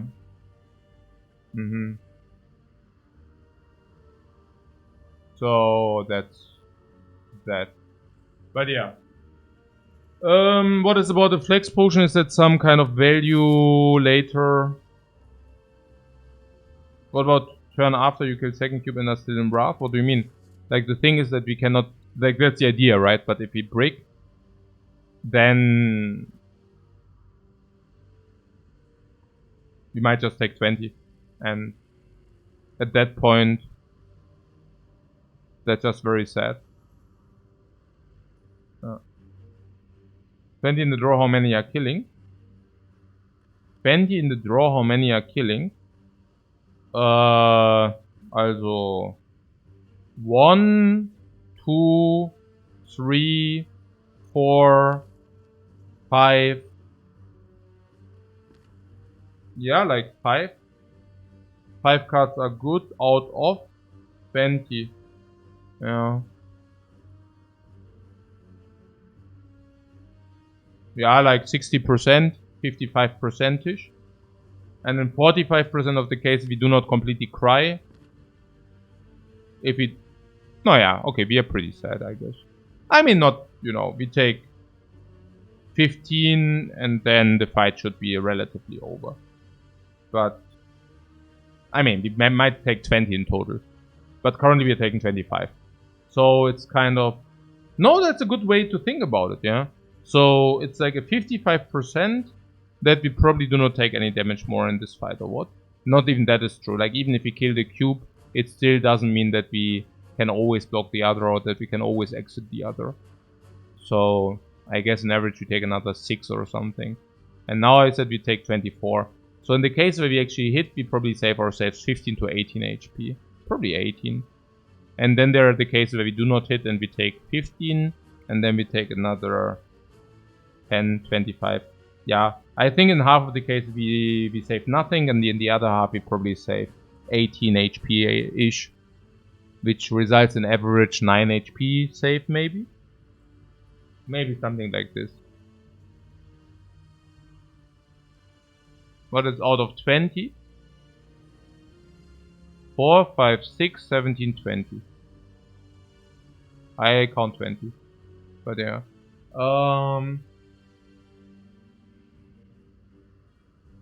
Okay.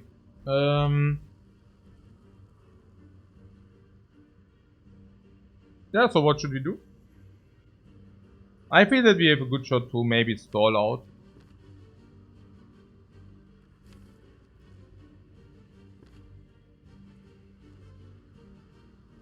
I mean, there are also the cases where we don't take any more damage and stuff.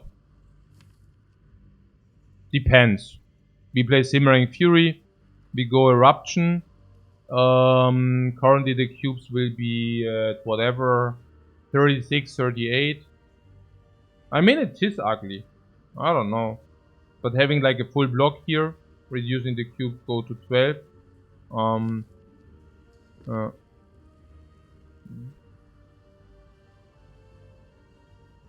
Um,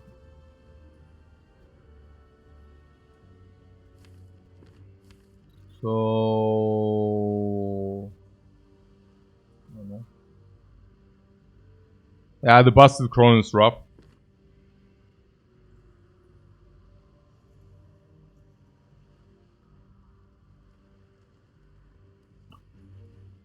I just also wondered whether we are in real big trouble if we play Simmering Fury. We draw a lot of dazes, but then we can probably still block in. So maybe not that bad. We still have also all the exits. And if we kill one cube being an eruption, which we will be able to or no? I mean, we can set it up. We can set it up that we might be able to kill then. It's not too much of a difference, right? So I just go with my flow. Also. 18 plus 6 we said, right? Yeah, we are doing that. And we set the back one.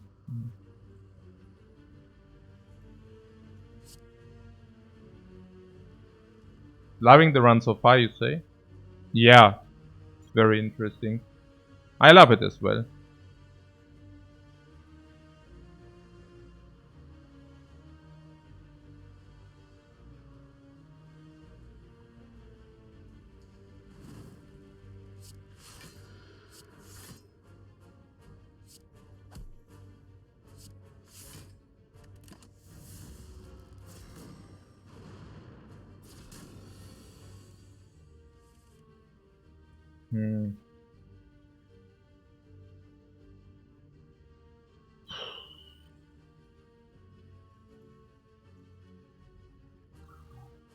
No, Ben, that's okay.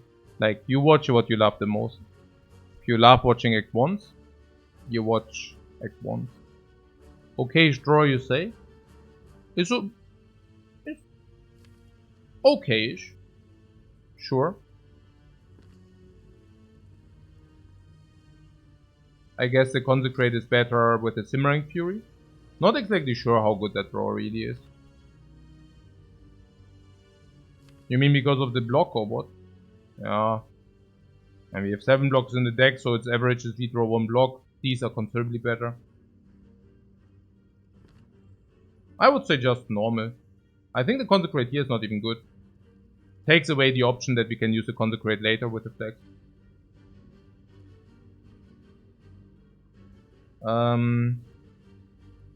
Strike, flex potion. The Consecrate is super awkward, unfortunately.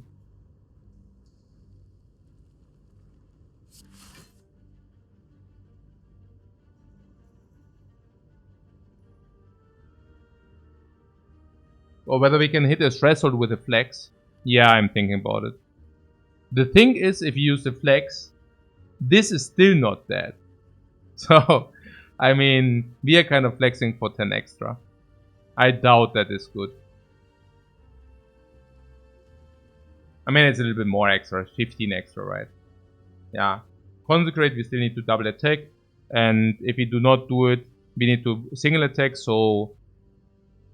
Heh? Yeah, so this is 5 more and this is 5 more. But also the strike itself. So 11 plus 5 more, basically. Oh, okay, actually 5 more and 2. So what? Okay. Either we do Consecrate, we have 5-5 and this is dead. Or we play Consecrate 1 strike kill. Then we have 10 plus 1 strike. So basically, yeah, basically 21 more. 21 more. No? Basically 21 more.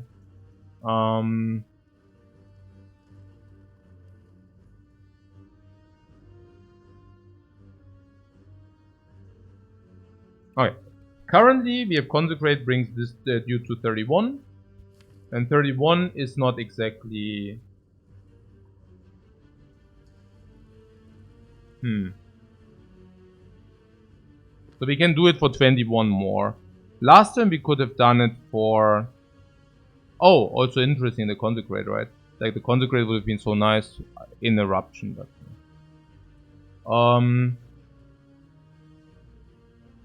What's safer to kill one? Yeah, no, absolutely we kill. What do you mean? You want to leave the back one alive, eat more dazes? No. Absolutely we kill here.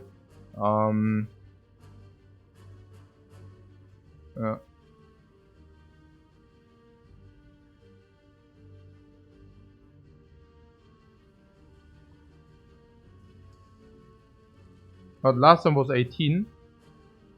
18, but also going into eruption or whatever, right? But yeah. So what was with the threshold? Consecrate being 10, strike being 11. So consecrate 10 plus 11, 21 will bring it to 15. 15. 15.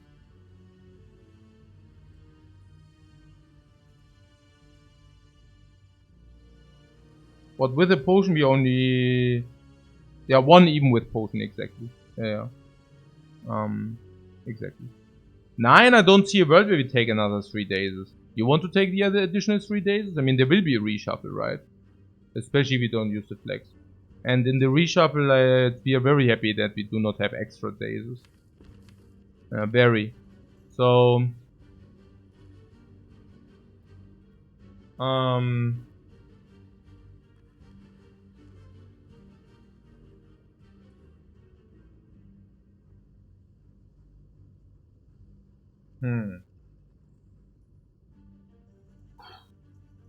15 we said, yeah? 15 means... We still do not even kill, like there are little iterations that we kill. We don't even have enough damage in the deck. Exactly. So... But we also discussed something that we will usually be able to block in, not taking too much chip damage, depends on the draws. 3 draws, in average we have 2 blocks or whatever. Like perfectly drawn, we never have problems with the block, right? If we draw perfect. Yeah, no, I wouldn't do it. There's even like, I would do it if you take 20 otherwise, okay? If you take 20 otherwise, we do it. And otherwise we don't.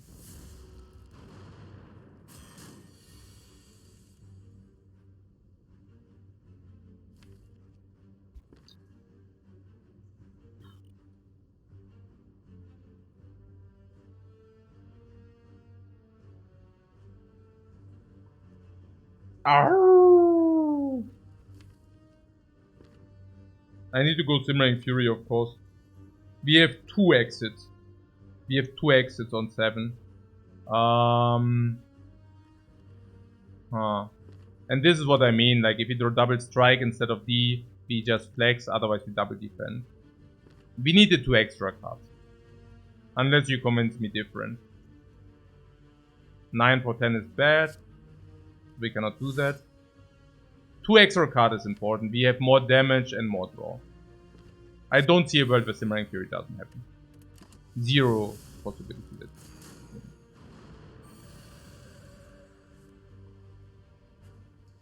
So now we overblock. Hey.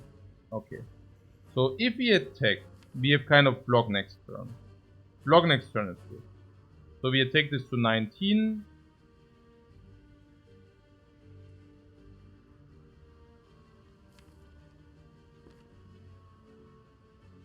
Well, at least we know we block next turn too. Yeah, sure, but the distribution was a little bit not perfect, but hey. Beggars cannot be choosers. So 20, also 19 and block. 13 and then hope that we can also kill. Yeah, 13, block this, and 13 is in range. It's obvious, right? 13 is possible range. 5 draws.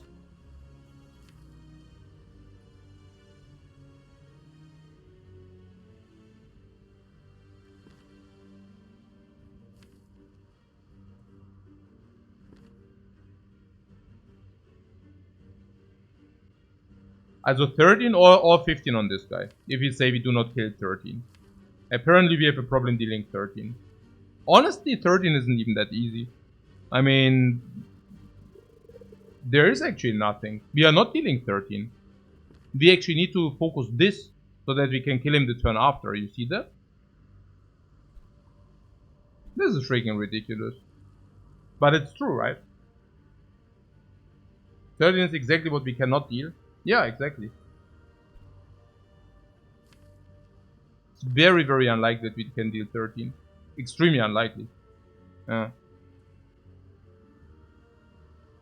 We We would need to draw Eruption for that. How many cards do we have then? 25, like 20% for Eruption. And Eruption also needs some attack cards. Then we can deal 13. But it's much more likely that we can kill the other one, right? Yeah.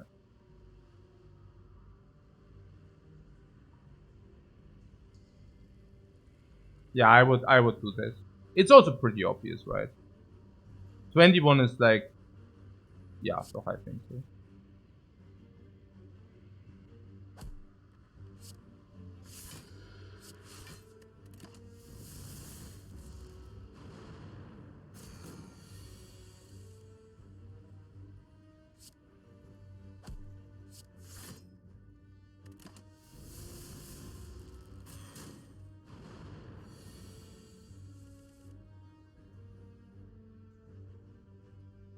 This. So 9 is pretty good. Have Consecrate for that.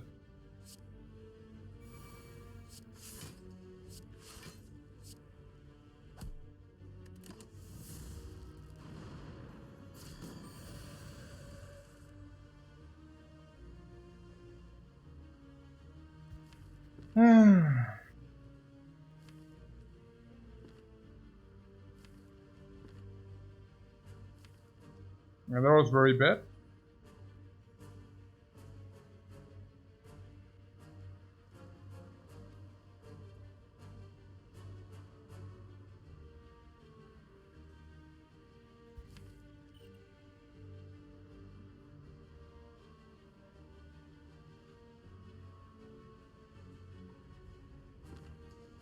If you target the right one, staying in Wrath is suicidal, you say? Suicidal. Nah, we take 10. But I don't see why we should do that. I think there are two options. We can either hit the left one or the right one. If we hit the left one... Oh, you mean hitting the left one and staying in Wrath. That's what you're talking about, right? Yeah. Obviously. Okay. So, staying in Wrath means... we cannot... 31 is bad, yeah? So... we would need to draw 3 attacks for that. Yeah, that's suicidal because we just cannot draw well. Yeah. It's very bad. Yeah, it's very bad. So... the way I see it, there are two options. The one option is to hit the left one, the other to hit the right one. Hitting the left one does not really confirm a benefit, I feel. It confirms the benefit if you draw 2 times and strikes on the bottom, not really. In order to that being bad, strike, and Consecrate need to be on the bottom. Otherwise it's just like enough damage. No? Depends. Like, if 2 of them are in the bottom 3, it's bad. But only if the eruption is not in... only if the eruption is in the first draw. If the eruption is in the second draw, it's good again.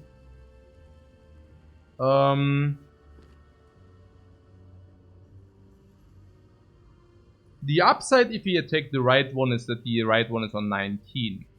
And on 19 we might be able to kill him next turn. If we draw eruption.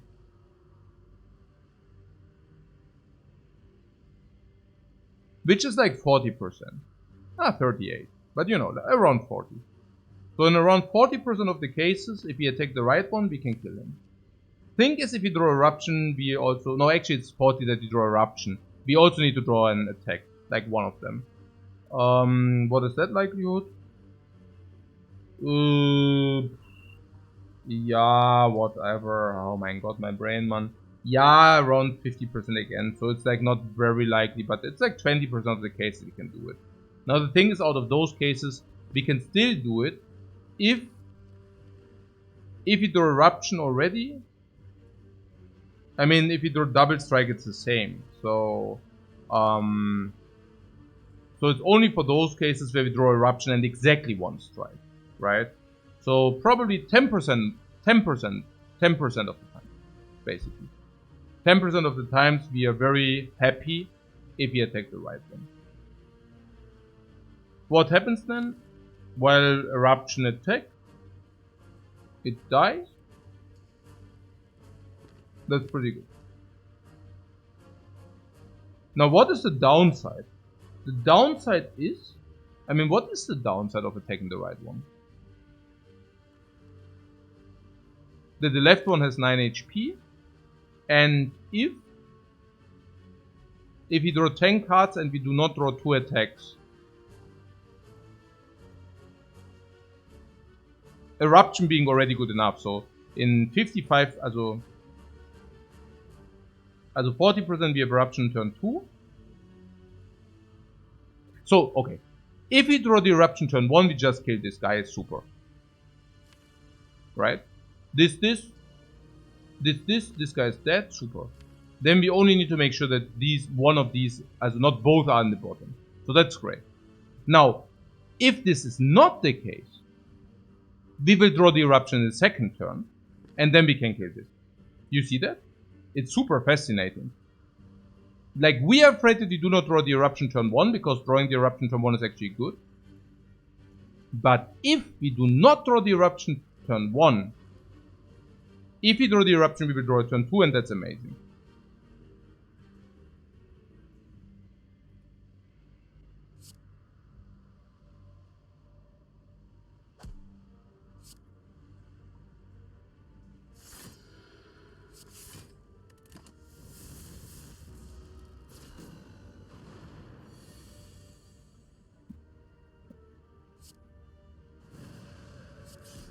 Okay.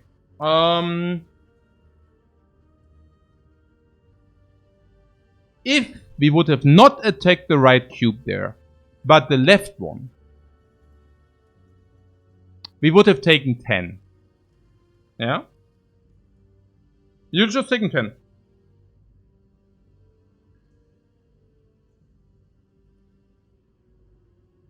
That would have been so bad. At least 10. At least 10. Healing Relic. Yeah, we already healed by playing the fight so well. Look at this. Completely unexpected. There's the free rest right there. No roleplay. For what? For the meal ticket.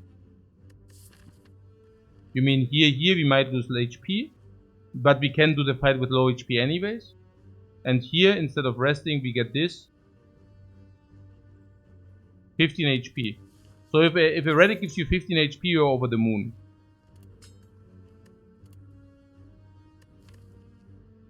I'm not. 13, yeah.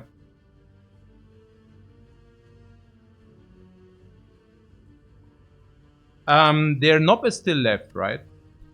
The knob is still left. What inserts are good with ice cream? No.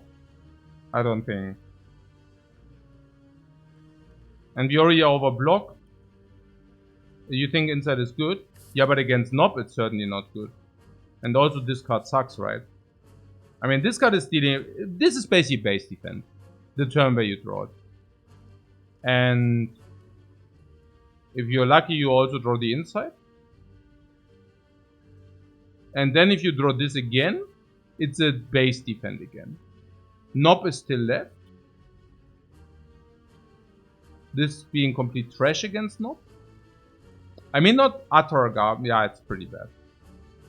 I mean, you cannot even play it for block. I mean, you can play it for block. You know, like...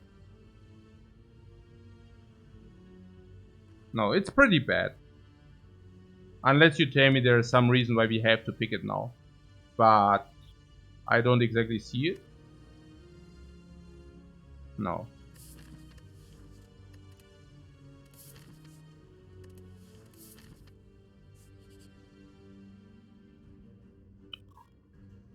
Oh!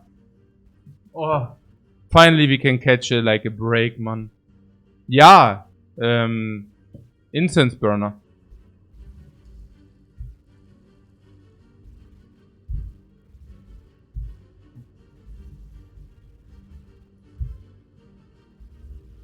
And also 70 gold. I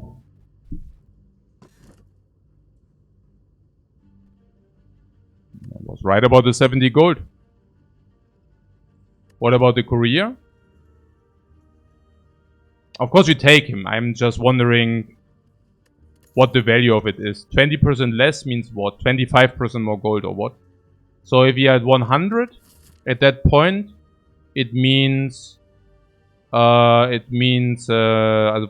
that means plus 100 gold. And then also more later. Yeah.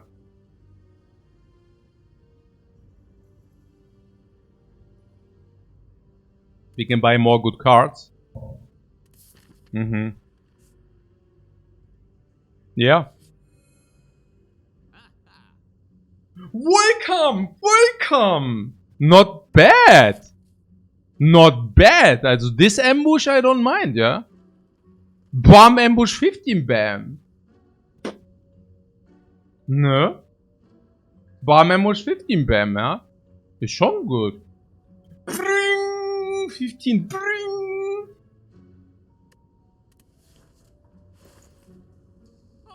Welcome. Welcome. I see Panip, I see Flurry. What rip we won? Where did we won? Do you mean because Flurry is good with stances and Panip is generally good on the Watcher, or why? I mean, if we spend all the money here, we don't have money left for the other shop, but yeah. So I think Panip is amazing, right? Is the Panip amazing?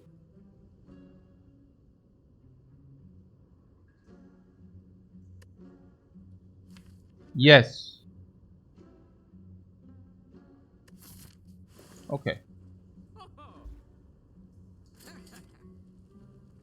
2 upgrades on random skills. Oh, that's bad.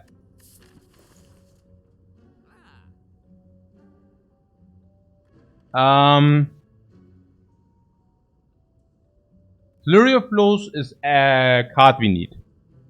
With the Panip anyways, I just buy it. It has to be good. So there was the question whether we want to remove twice. Maybe no.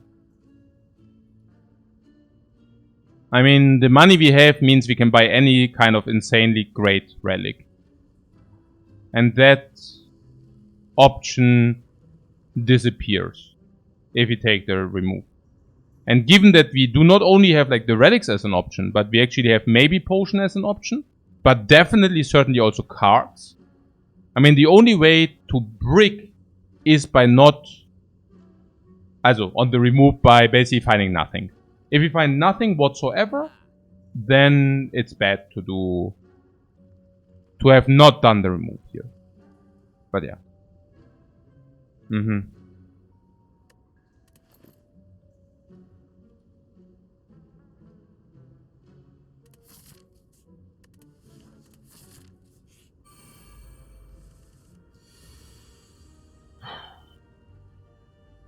Soon it feels like playing the Watcher again. So, what do we have here?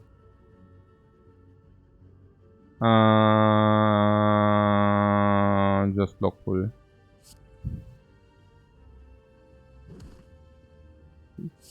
Okay.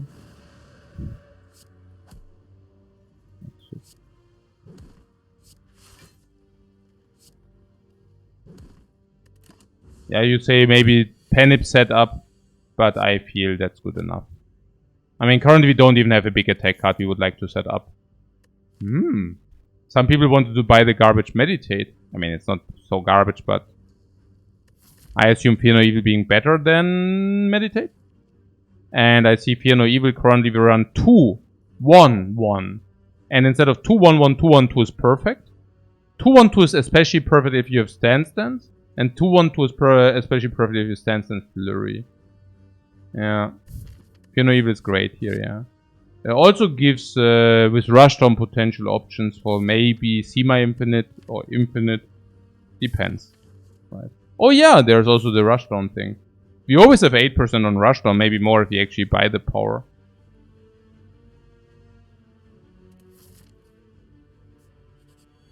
Bring. Back to 54. As nothing in this act ever happened.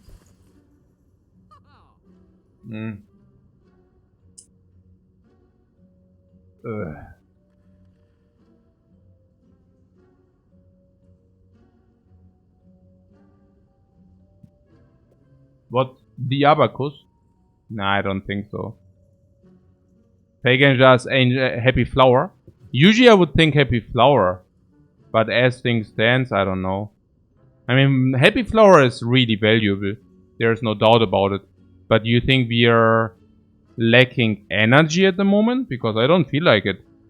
0 energy. If you upgrade it, cheap. Energy itself, 0 energy. 0, 0, 0, 0, 0, 0, 0. Like, it's 1, 1, 1. You know, 1 each. 0, 2. So, long story short, very cheap deck. Battlecron, a lot of energy. Ice Cream, even more energy. Now we don't even see the Water Relic, means more chance to see like actually the 5th energy relic.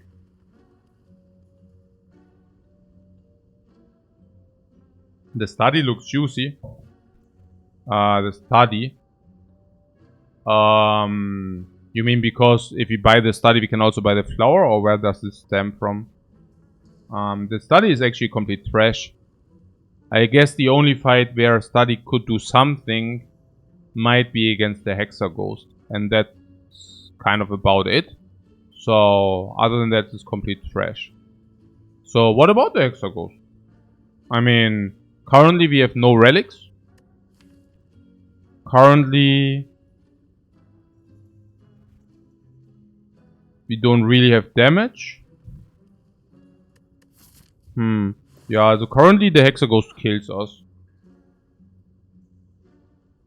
What, we have plenty of damage for the Hexa Ghost.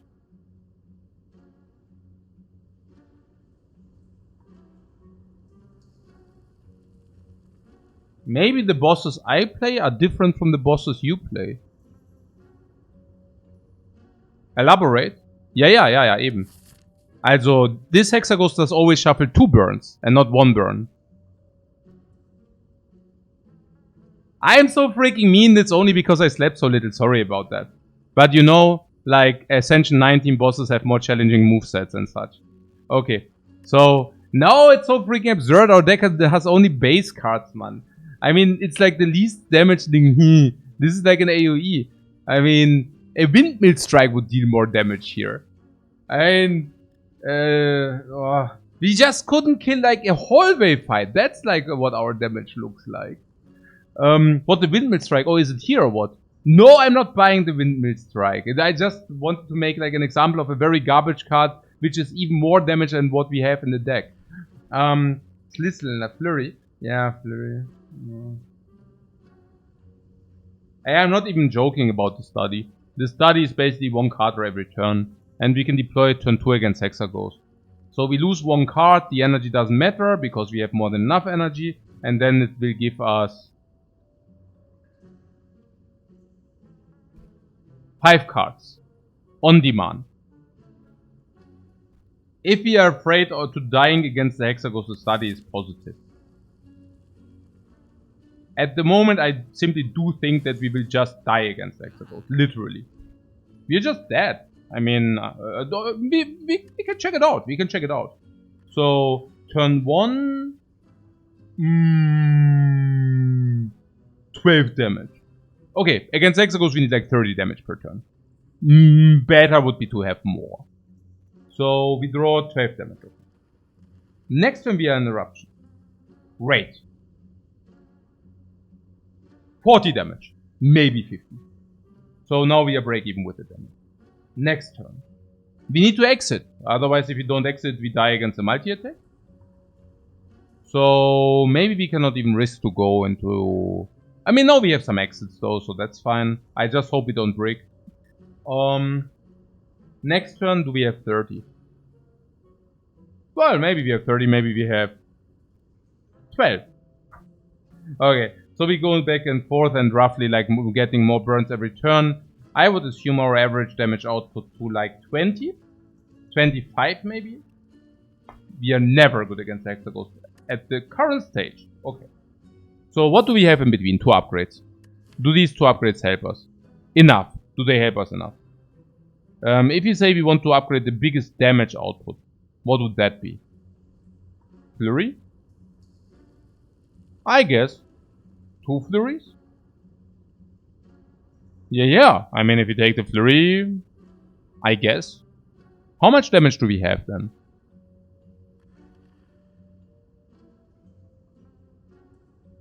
Maybe 28 damage per turn, maybe 29. We get one big card from here. This is probably doable. We can use a little bit more of it if we don't use it here, which we probably don't. We can probably use it a little bit for, you know, more. We probably are still dead. Maybe not. Maybe not already, yeah? If you buy the flurry, we upgrade both flurries, we use the flex potion, maybe we are already good. Probably we are already good. The flex potion can deal, let's say...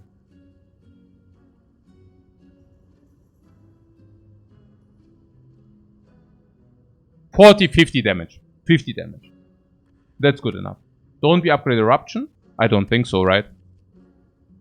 I mean, currently we have 5 draws. We conclude our average 0.9, 0.8. If you always play all the cards, which you don't. 4 energy per turn maximal uses, probably less. No. We don't lack energy. Yeah.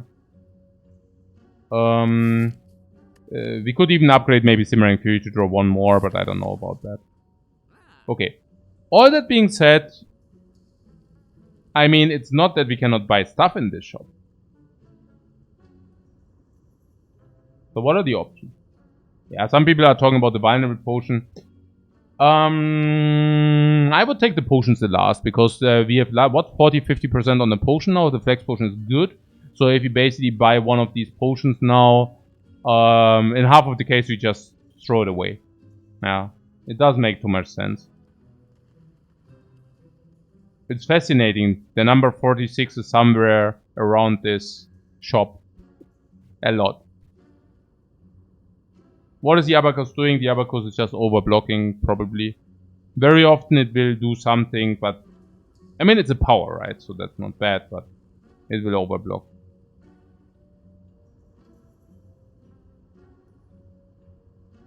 Can we specifically talk about the study and how shitty it generally is? It is generally very shitty. It's really bad. In all hallway fights in Act 2 it will be complete trash. Against the Act 3 boss it will be probably okay. Against the Act 2 boss it will be probably okay. Against the Act 3 boss it will be... in average probably negative. Maybe break even if we are lucky against Spire Shield. Spire Spear is purely negative. Against the Heart is medium.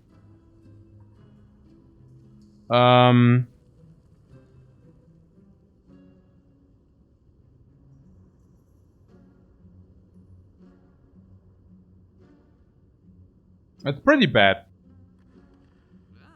Pretty bad. No.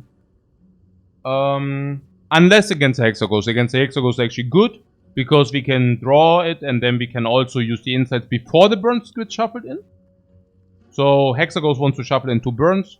We play Insight and we say, okay, no problem. You want to play burns, but hey, we Insight beforehand. Okay, so what's the long story short? I would buy Study only if we think it's really helpful against the Hexaghost. And only if the money is like there. Example case would be the Flower, right? I mean, it's exactly enough gold for the Study and the Flower. I would not buy the Study over Flurry of Blows or any kind of potion. But if you buy the Flower, then the money is exactly right for the Study. We would buy the Study first in order to see maybe a Rushdown, and then we can buy the Rushdown as well if it's there. Now, as much as I told you that we don't need more energy, the Flower is actually very formidable. In a way that the Flower is 2 energy per fight, kind of. Not 2, but you know, 1.5 per fight. The Flower is really, it's a really, really good energy relic.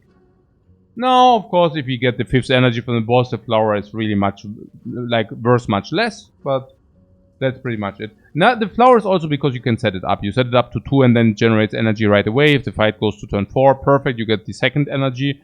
And then, if you want to that the fight ends, you do that. And if you do not want, if you still have 1 or 2 turns where you could wait, you just wait.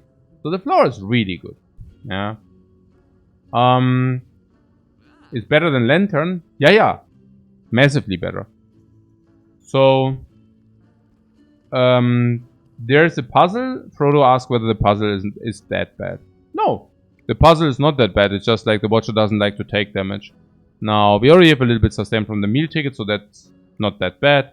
At the end of the day, it will give us 3 draws. So usually it means once we take damage, we can very often solve the turn afterwards. It's kind of a draw potion, but a conditional draw potion, but obviously it's not bad. Yeah. Yeah, I can also put some infinites sometimes.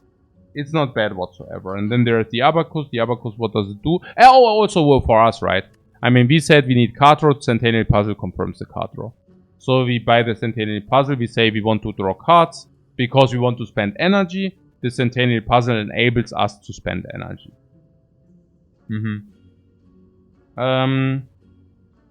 So yeah. And then there's the Abacus. I think the Abacus in our case, we already overblock very often. The Watcher doesn't really see the shuffle that often. So that's it. But how does Deus Ex compare to the Flower? It's the same, just with one less draw. Pretty much. Yeah. So not exactly ideal.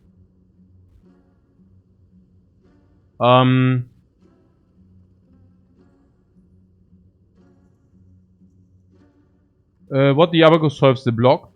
The block of what? Of the infinite. Yeah, but we are not infinite. I mean... What? I don't know. Okay. Aha. Aha. Okay, gotcha, yeah? Gotcha. Very good. So the options are either puzzle, if you think we don't die against Hexagons. With a puzzle, we don't even have the second flurry.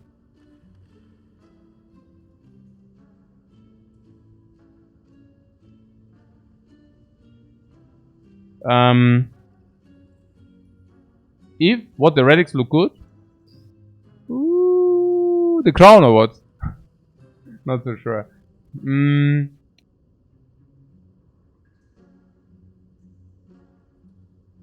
Okay, I somehow want to buy the flurry and remove.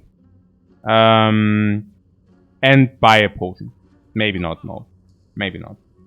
Do we value these relics over flurry? Yeah, I don't know. Maybe I'm talking myself into something. But I feel the flurry will probably deal some damage against the Hexagons. It will also be our upgrade. So... remove what? Yeah, remove a defend. I mean, we need the strikes against Hexagons, don't we? I mean, I guess if you remove defend, we have like 5 blocks still. And we draw 1.5 blocks per turn, but we actually only need 1. Very often. Sometimes we need 2, but sometimes we also draw more cards. Strike, also we are lacking damage against Hexagons, I guess, still.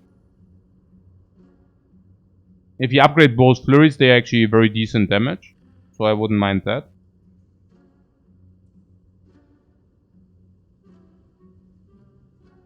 Again, the flower is like 0 value against the Hexagons. Also a long time no value for us. It's just how things are. If you pick a 5th energy relic, it's like completely going low down in value. Horribly bad. Flurry with Flex, Nip would seem to help the Hexagons. Yeah, absolutely.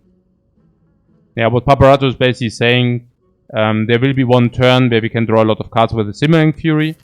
And then we are in Eruption. We will probably have hopefully 2 Flurry of Blows.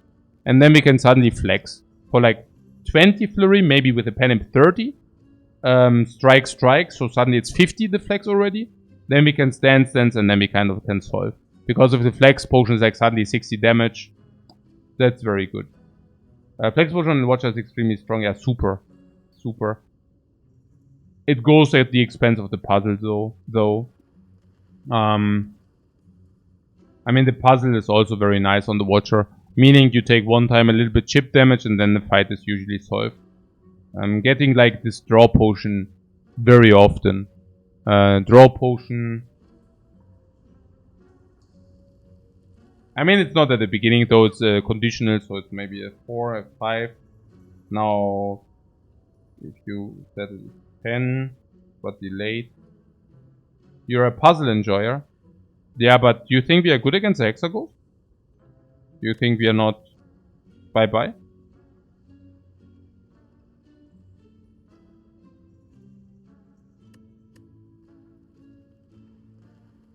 I think if we are not finding anything, we die.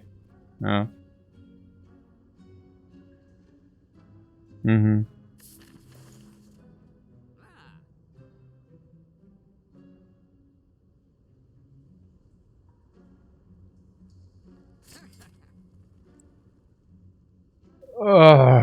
Mano money, half reality.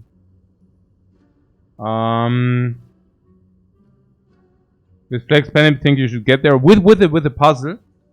No, I don't know. What interesting? No, that's not interesting. What to the rescue? Nein, nix. Because we took the flurry, we don't need the rescue now. We just remove and take it from there, I think.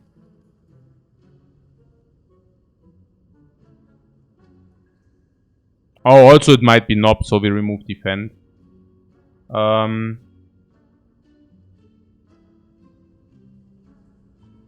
What by the study now? I don't know. You mean only because of the Hexa ghost? Otherwise it sucks.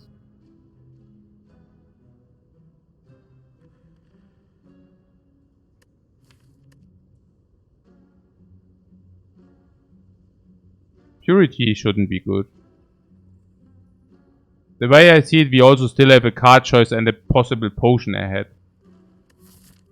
I mean... I'm a little bit tense because obviously the run is like very in danger. But I would also really like to be able to go into shops and have the gold. So I think it's just like remove defend and continue our path through the Spire. I mean, hell, like there's a good chance that the elite gives us some good relic or some good attack or some good potion. Yeah.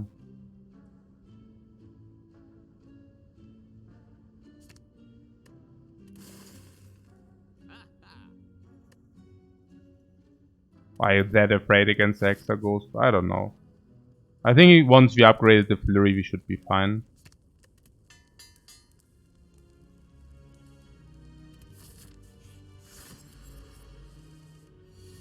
Lagavulin. Any ideas about this thing? We don't need anything here.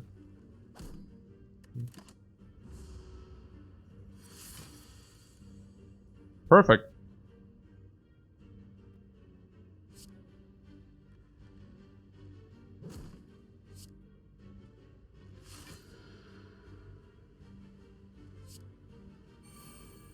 So what about the Penip? We can Penip for 9.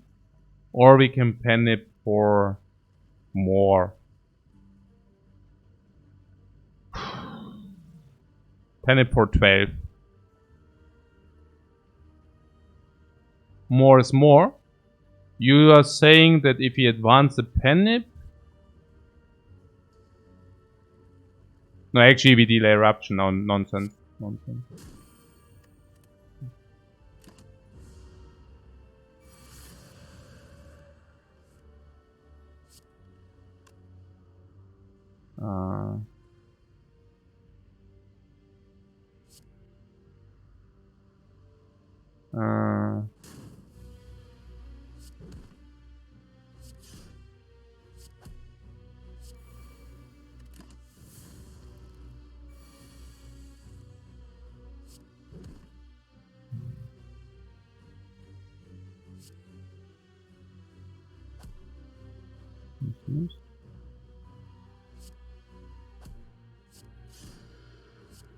Mm. 8 or 9? Oh, we also don't even take that much damage against Hexagons, which means that we actually do not need to block that much.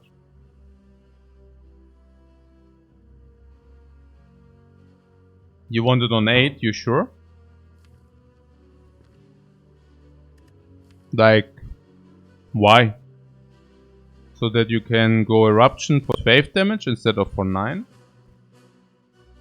But what do you do if you do not draw Eruption turn 1?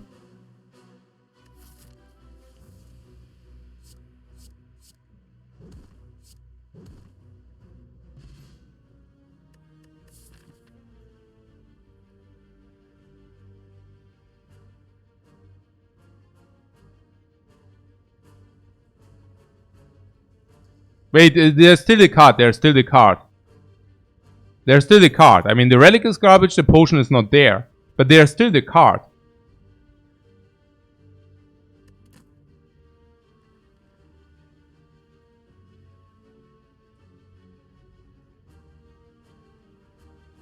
The card! Ah, nein. Ah.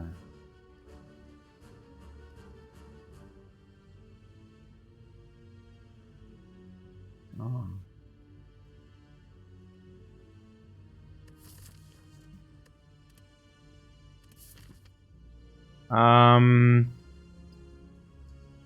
So no card, no potion, no relic, yeah?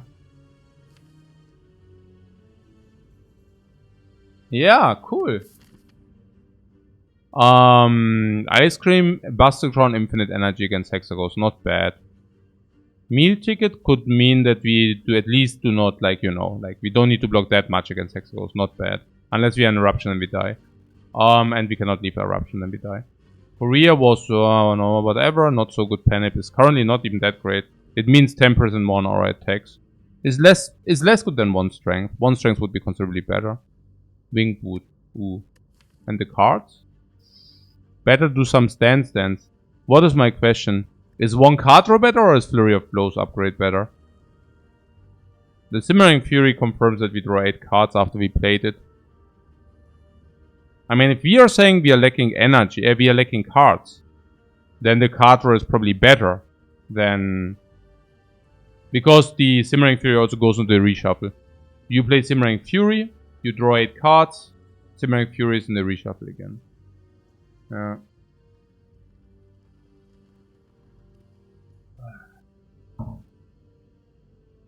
Yeah. Card draw is so essential and the energy is not an issue at the moment. Yeah, exactly. I mean, I also have to tell you we got a complete break here, right? Like, this could have helped us in 3 regards and it helped us in 0. No. More cards is higher chance for exit. Oh, I don't doubt that we go into exit with the Simmering Fury. It's not about that. I guess it's Simmering... What? Fury increase our average damage by so much? I don't know. I feel the exit card is more helpful. Why? Because we also have Flex, and if we do Flex after Simmering Fury, we better... I like it more.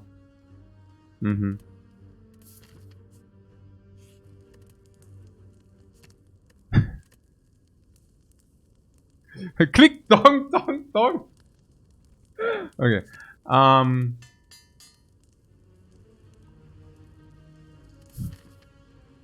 Yeah.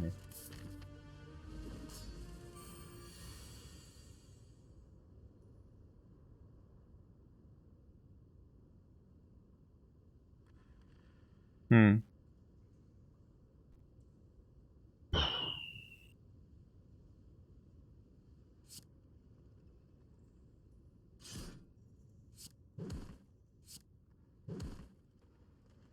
Six damage for 1 energy or no?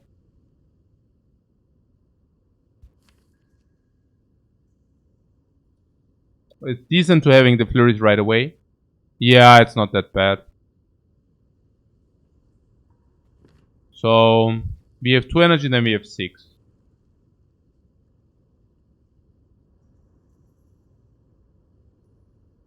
We have lots of energy already.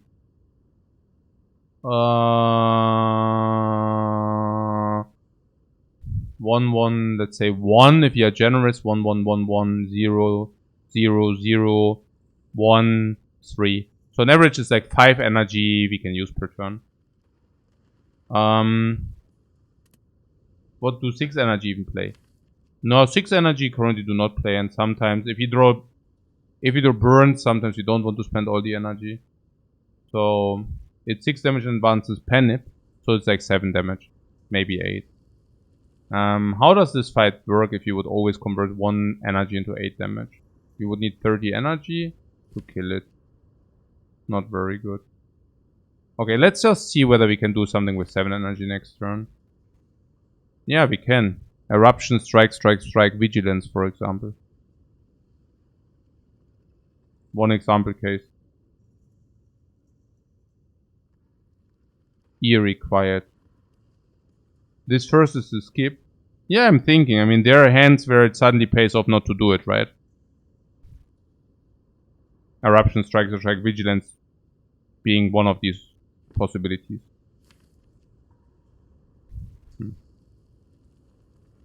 I also have the feeling that once we played Simmering Fury this time, the only example case, no. If you draw the Simmering Fury and let's say Vigilance block, I spend defend, Vigilance, Simmering Fury, spending 5, going to 2, going to 6, and then not being able to play all the attacks. No, I think it's very obviously, it's very clear. But we will see. So here, it is sad.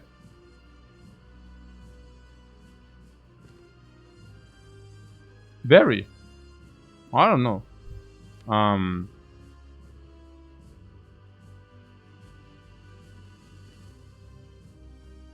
Yeah, what Papa says. The flurries are bye-bye. We need to do it anyways. Why? Mainly because of the burns. If we don't do it now, next turn we actually receive burns. And that's really bad. So I just assume we have to do it. It's not pretty, but you know. And the next one also being small attack also is benefiting the Wrath. But next turn potion value is great. Yeah, unfortunately not, because we don't have the flurry. What I'm saying is we might find a better one. Or not, I don't know, maybe you're right and we don't find a better one. This stream makes Segna look like he has ADHD. Cool. So we have 3 energy, we go to 7. I have bad news for you guys. We cannot even spend the 7 energy. You see that, right? It's funny. Like, we don't have enough energy. Do you see it? Yeah, crazy. Don't play Fury? No, super bad. Cannot do that. Yeah. Also, the flurries will also go away anyways. We need to play Simmering Fury. That's clear.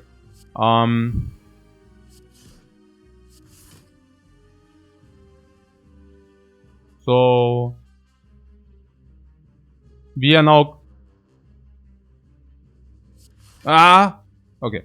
So we go to 8 energy. I mean, I already see that we can spend 7. Thing is, if we spend 7, we go out of Eruption. We currently take 12 if we do that. We are currently 18, we go to 36.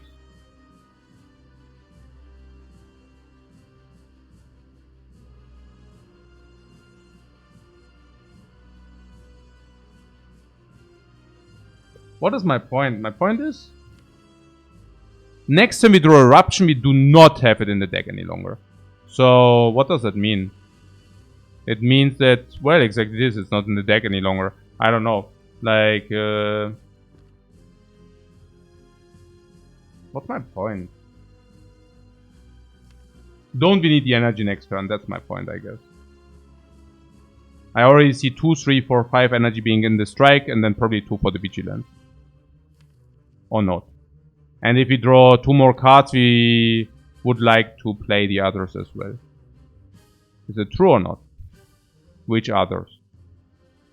We don't have any attacks in the deck. Oh, maybe we should... Oh, yeah. Which others? Simmering Fury we would be able to play, I don't know. You know, even... I don't know. But I'm certainly more willing to spend 1 energy for 5 block than for 6 damage. So much I can tell you.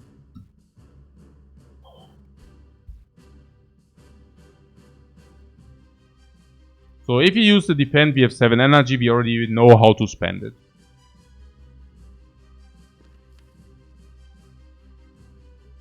I think we need the energy, right? I mean, if you get Simmering Fury, the energy converts into 12 damage. I'm not even sure, do we like 5 damage or a 5 block or 12 damage? Not even that is so clear, honestly. I'm saying, like, if you say 5 block is better, we could block now. We take 13, we go to 41. How much damage did we deal turn 1? Enough. And now? Not enough. How much damage do we deal next turn? Oh, by the way, the strikes are out of the deck. Which is? I guess whatever.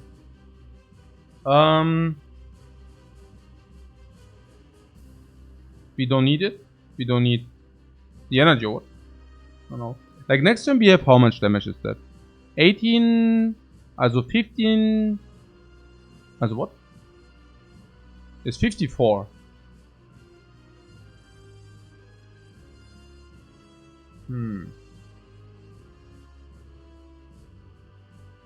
Yeah, okay.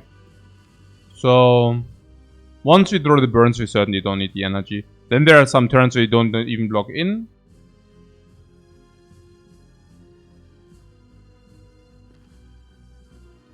You gonna play the Vigilance for free.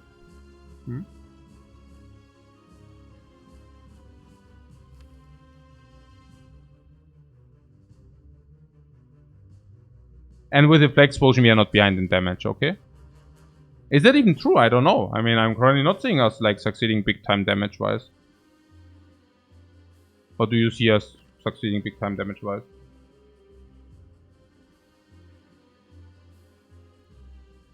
Dying on turn 7? Yeah, no, turn 9, right? I mean, I'm wondering whether we actually die on turn 7. Like, if we block, we take 13, we go 41. And the thing is, if we are in Eruption by turn 7, we might die and we might survive otherwise. Yeah. You think we can cap the damage pretty easily? With the Flex Potion for 60. Is it 60? And also next turn, do we use the Flex Potion? 4. So Flex Potion next turn is 40. If we get 1 Flurry is 55. Or what? And...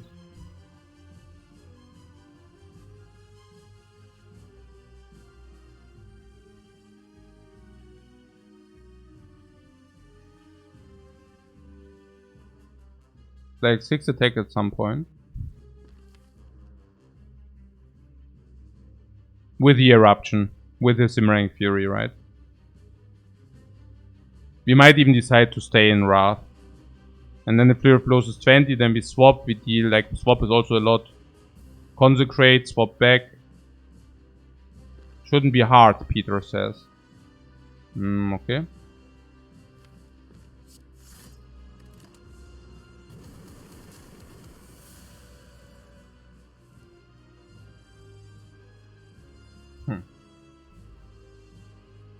Oi, oi, oi, oi, oi.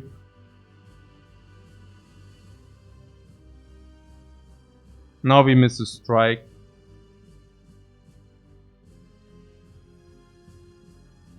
We flex. Oh, you don't want to play the Vigilance? You just take the 12. No, what? No.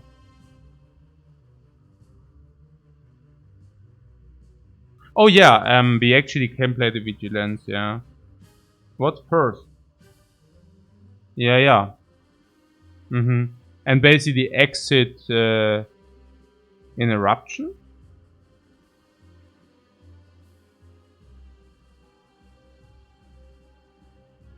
Get to nip.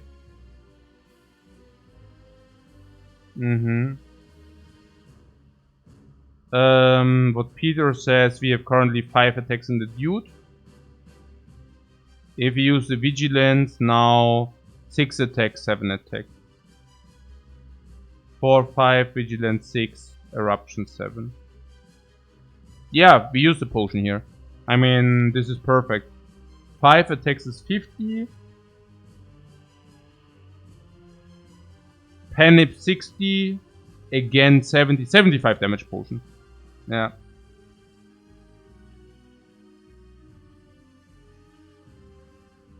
So... if that's not enough, what just sucks? No, like, of course, if you use the potion for 75 is great. I mean, then it's definitely enough. I was just not exactly sure whether that's the case. So 3, 4, 5, 6, 7, 8, 9. So basically we play hand, yeah? Draw 8.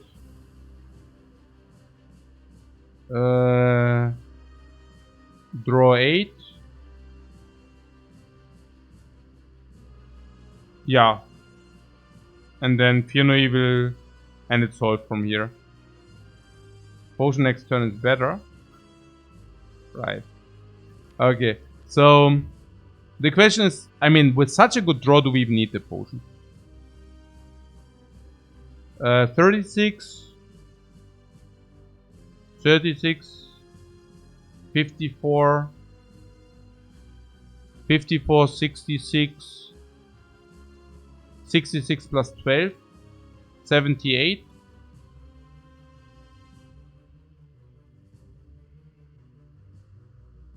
Okay, I do it again. So we end with what? We end with a Pennant Strike. So 36.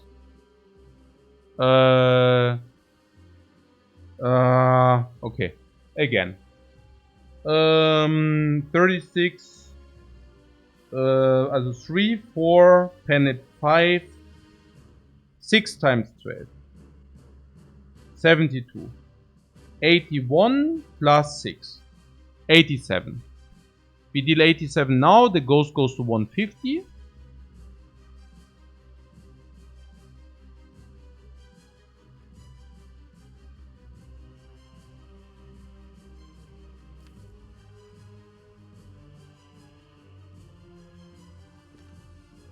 Is it correct? 3, 4, Pennant 5 against 6. And we also got the Flurry of Blows with the full stance. I mean, that's a huge, huge upswing here, yeah? That we draw the Flurry of Blows plus immediately. Also the good one. Yeah, that's amazing. 4, 5, 6, 72, 81, 87. 87, we draw 8. 87. 87 plus 20, 107. 117. 117 plus 16, 133, 143, 153, 153, 153.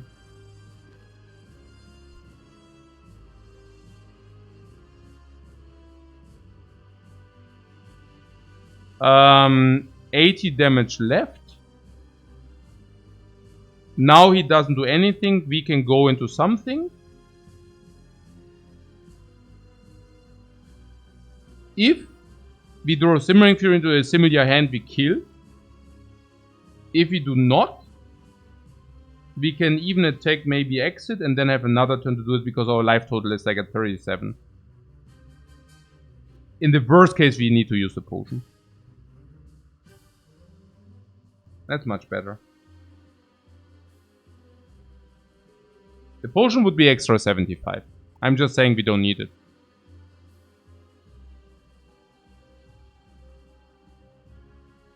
Three, 4, 5, 6, 7. Because of the amazing draw here. 7. 7. We might even panic again. But yeah. 7. So we have an eruption with 4 energy. Perfect.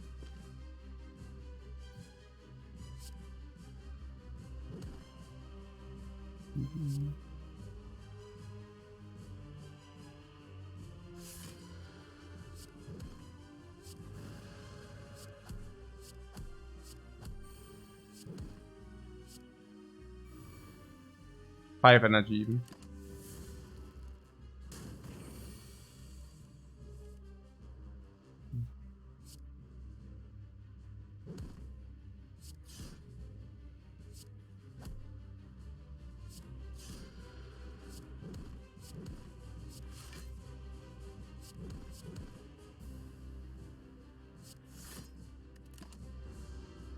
Peter says, where is my puzzle? What do you mean, Peter? I mean, we bought the Flurry of Blows. I cannot say that. I mean, this might have been that Flurry of Blows. And what did you also do? We removed the defend. I don't know. I mean, I think things can go very different with like extra defend in the deck. Okay, defend maybe equals out with the puzzle, but maybe not. Probably not. Like, it's probably worse to have the defend in the deck than having puzzle one time. And the Flurry, I would say, I mean, I wouldn't complain about this. Like, Flurry is doing good work. No. Yeah.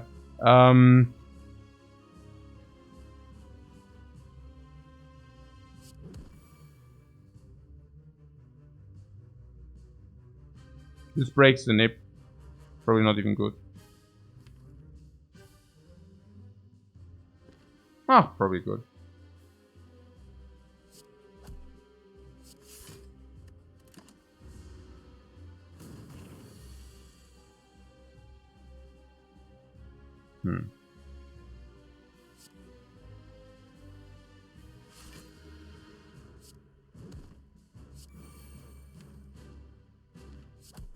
Yeah, that's lethal.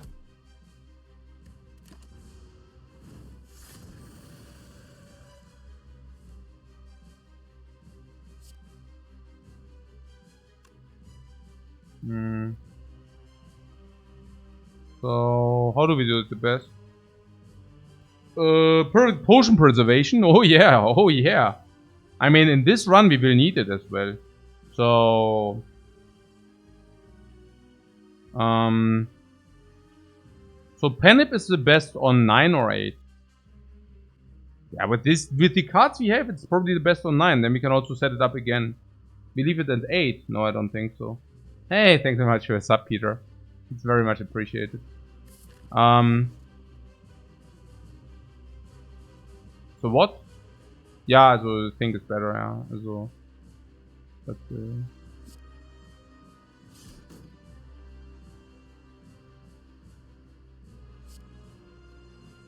So how much is that? 34. So 8 and 34. Or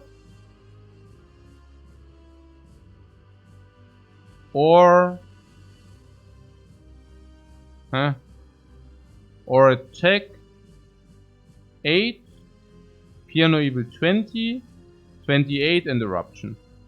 And then kill. That's 5 cards, right? 1, 2, 3, 4, 5. Okay, that's not possible. I leave it at 8, guys. Or... 8. I don't know, I think it's worse on 8. So 16, yeah, we can also just set it up on 9. 16, 9, and kill. I'm always so afraid, like, setting up stuff like this and the miscalculate or whatever. But yeah.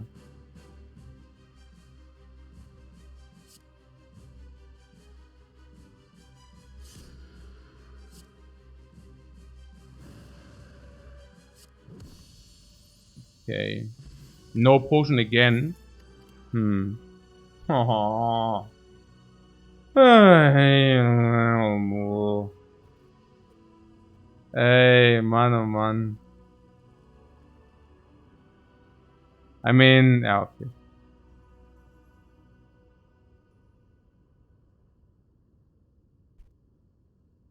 The puzzle? It's only good with the pyramid.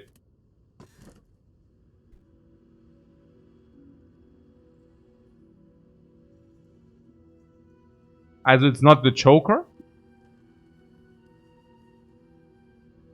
A free coffee, you say? Free in, like, we go to shops to sustain? Or free in, like...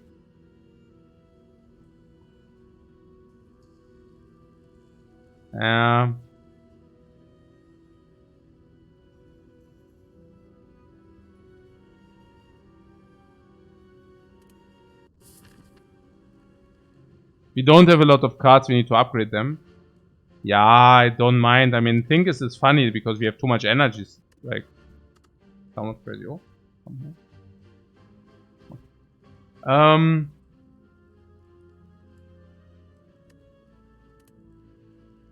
Shop country.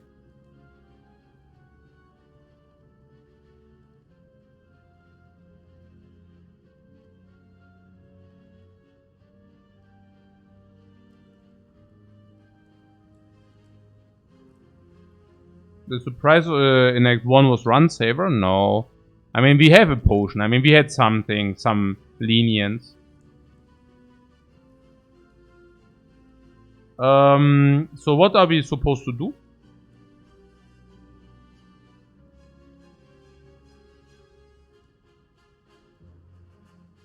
I would assume we don't want to face a early burning elite, because that's not pretty.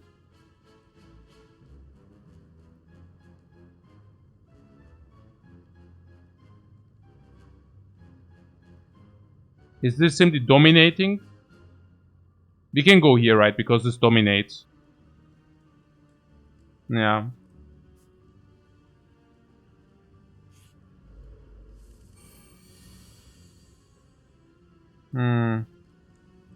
Okay.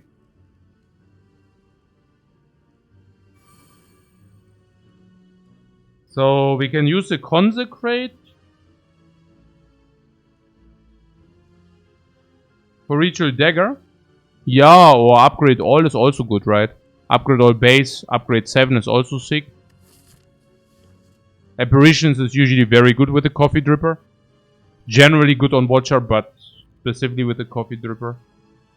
5 damage panic seems meh. Yeah, unless we already solved. Like if we already solved, it's better to actually play the cards. And also, you say it's so much more. Vigilance is irrelevant. Okay, the dagger with the penip as well. No, absolutely. So, with the consecrate we have 10 damage, okay? The penip will confirm 10 damage. And you're saying we can deal a little bit more if we don't do it. Kind of, if we draw Fear No Evil. And she attacks. Otherwise, or Eruption if you want to play Eruption. Yeah.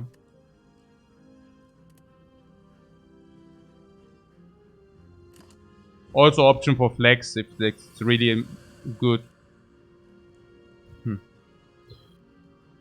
Okay. Not doing it does more damage, yeah, but very marginal and also loses one penip thing. But no, I mean, yeah, sure. I mean, yeah, I can hear you. Alright. So, this is 32 and this is 24 into 16.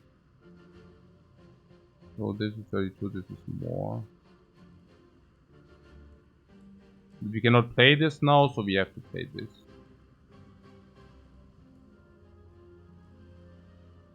So is it something like Flurry, attack, attack, attack?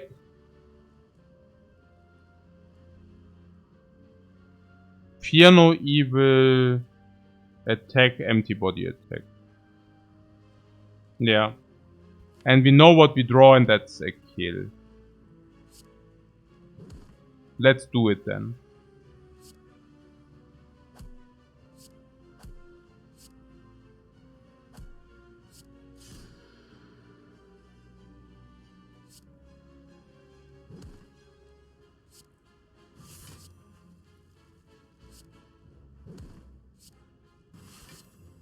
Perfect damage, perfect block, perfect deck manipulation. 10 damage would have not killed, but we have guaranteed Eruption.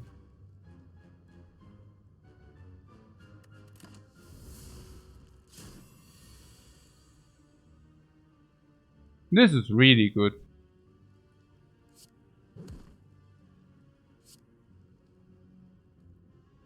So 8 or 9? If you draw Eruption into something is better. If you have Simmering Fury, maybe we have Simmering Fury 1 attack play. If Simmering Fury 1 attack play, it's also better to have the nip on 8. Maybe 8 might actually be better. Is 8 actually better? I mean, in this fight it would have been.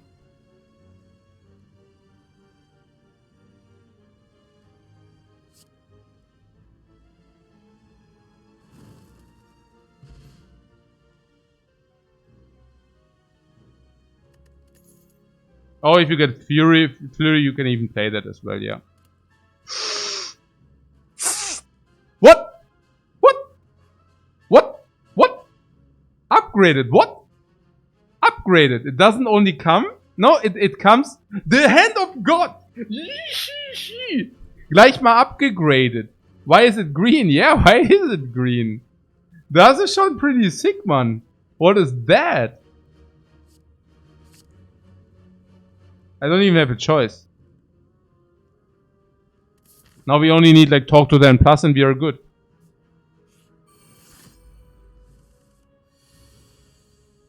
Huh.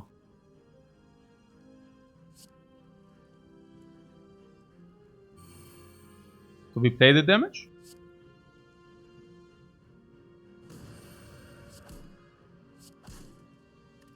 Boom! 5 energy! Hyper draw!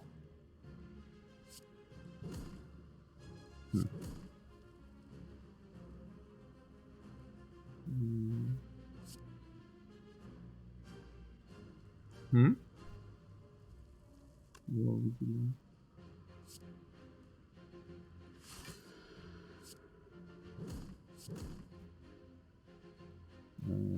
Eight. 8.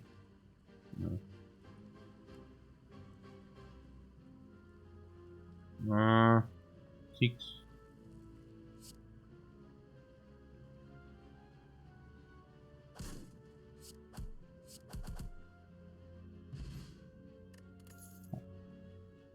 Another one would be good!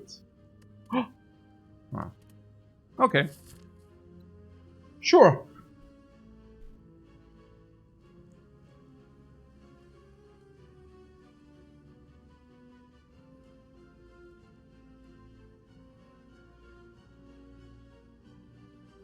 But shop or event? Shop or event, you mean? I mean, we just had a hallway fight. Question mark is better than hallway fight, yeah, but I'm also thinking which path and flying and stuff. Burning Elite is doable now. Yeah, doable is a word, but I mean, doable doesn't mean we should do it, right? I mean, there is a difference between doable and doing it. Act 2 elites are usually the toughest in the burning state. And also Act 2 elites are usually the toughest already, okay? And now the burn on the burning elite of the Act 2 is also the biggest buff of all. So it's already the strongest enemy and then you want to make him stronger. And why would you do that? That early as well. Yeah. Unless there is very big good reason for that. Yeah, but... Yeah. Event into shop, Binks, then normal elite. You want to go here just to fly 1? We can do better than that. But I'll take a break first. Oh, what time is it? Oh, 9. 9. Yeah. Hey, Radu! Thanks very much for your raid, man. It's very much appreciated. Yeah, very unfortunately we are just directly going into the break. So, yeah. Hey, this is what it is, guys. So we can think about, but yeah, thanks very much for the raid, Radu, and I hope you're doing fine. I only hear very good stuff from JJ about you, so very cool. Guys, I go into my break, I come back, you tell me what we shall do. Of course, question mark is better than the hallways, but it's not only about the question mark immediately, but of course it's about the future layout, for 1, and for 2, also of course about the ability to maybe fly with the wing boots as well. Shop, we have okay gold, but we also heal. Okay, we would overheal at the moment. So maybe... Also my initial thought would be just question mark 2 elites and then take it from there. Because we don't need a shop right now at the moment. The courier basically says we don't need to go to the shop immediately. And the heal currently goes into nowhere. But, you know what. Like, we see each other after the break. And, Jongi Kongi, thanks so much for your sub, man. Is it in Wien also heiß? It's freaking hot! It's more than 30 degrees Celsius. It's crazy. I'm dying here.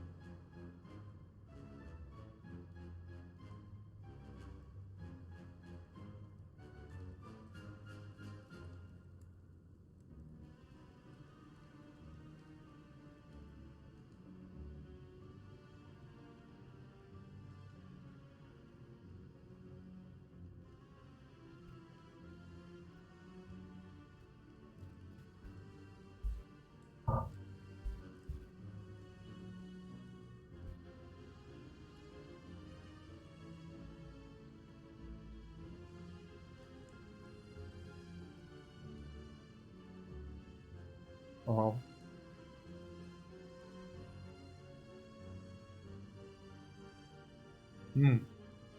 Funny. Okay.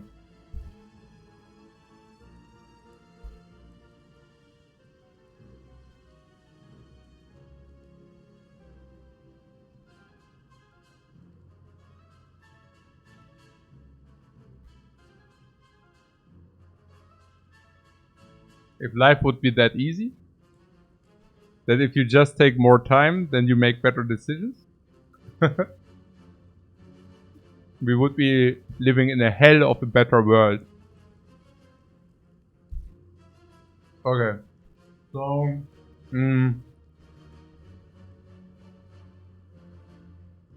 what hard is expected at 9 p.m. EST? Friday 9 p.m. Okay. Have you taken the time to decide what we should do?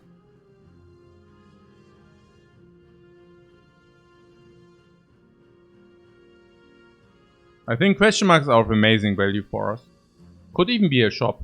6, 9, 12. It's already 20% for the shop. Elite. I would assume question marks are better than fire. So we have 1 and 3 that we already find the shop. If you haven't found the shop until then, we might even use 1 jump.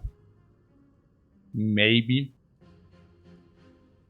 Go here, fire, jump again. Have still 1 jump left for the Burning Elite in Act 3. So that the pathing doesn't completely destroy us. Hey Honey, thanks very much. Danke für den Sub, Mann.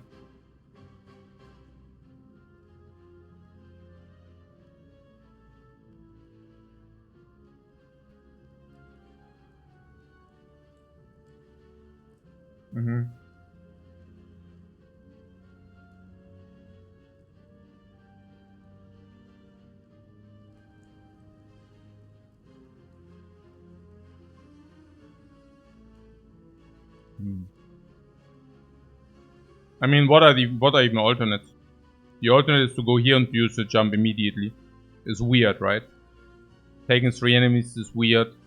The shop is not even that great. I mean, okay. We will be able to take a look at the relics and we will be able to take a look at the cards. Which is not bad. I mean, we don't need that much. I mean, what do we have? We already have the flurries with stance. We have stance. We definitely have enough eruption, but we also have enough, of course, enough eruption. But we also have enough calm, enough empty. There will be some upgrades dribbling in. Maybe something which would be very useful for us would still be energy we have set. It's like checkmark, 5 energy plus ice cream. Should checkmark our energy. But we don't really have relics which are doing much. So we might just also take chip damage in hallways. While the payout of hallways of course is much lower. Which is not great.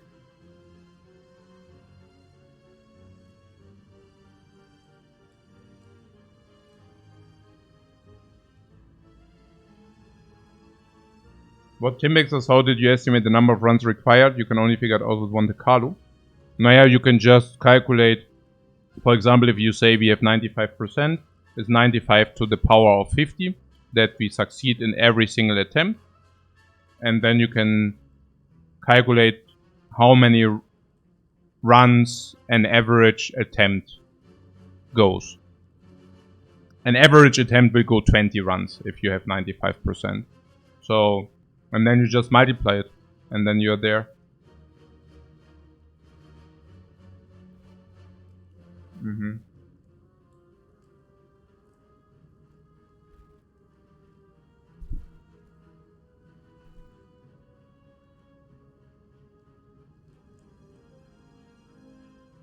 So what am I saying? Naja, the shop is good, but the pathing with the shop is garbage.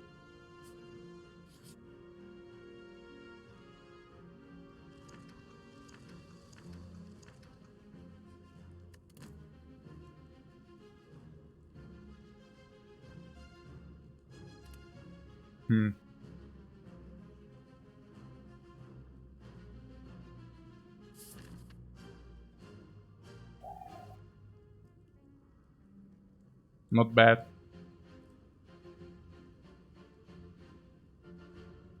Now we are powerful. Yeah, right.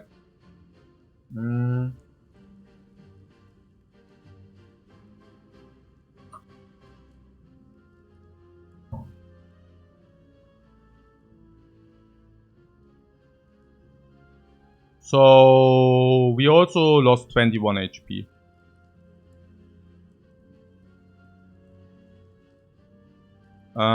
If we use one flight to the shop for the heal, now the heal being full, also full heal counting, it doesn't make too much sense. This could also be a shop, this could be a shop, this could be a shop. How is it with this? This we might take chip damage. I mean, we are not having that much block, so chip damage is... I mean, powers do not block. We might be able to burst them, but...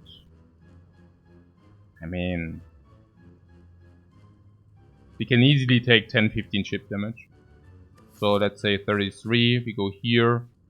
Golden idol and the run is over. I don't know. If there's apparitions or bites we can take, we have 4 strikes. We can even take the bite. That's how silly this is. And if it's apparition, super. If it's bite, super.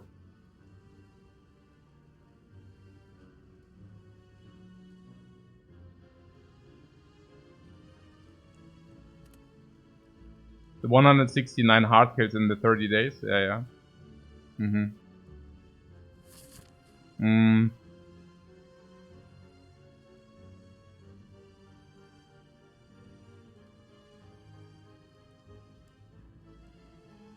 I mean, I guess we go here and take it from there, right?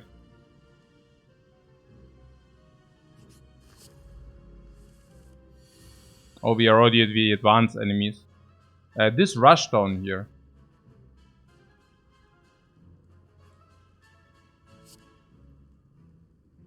We might want to have one for our deck.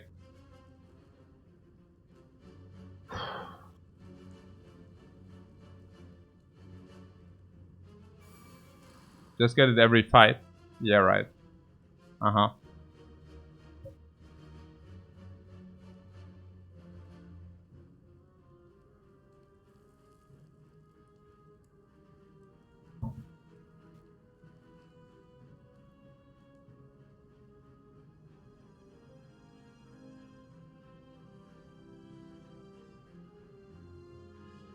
So it is better to stay in... So, okay, do we want to down this or not?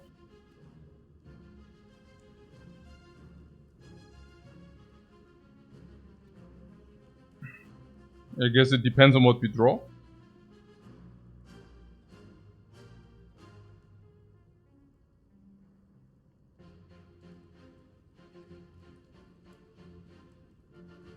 Do we want to go calm? Okay, currently I do see the following. We do not end in calm, but we just flurry it. Flurry. Flurry. Fear no evil, flurry it again. It's also weird.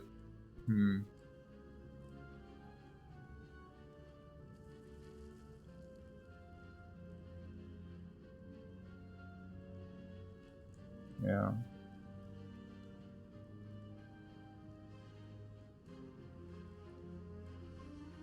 Honestly, I don't know.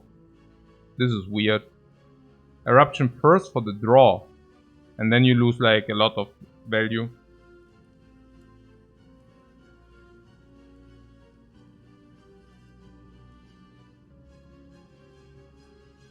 So, Flurry of Blows.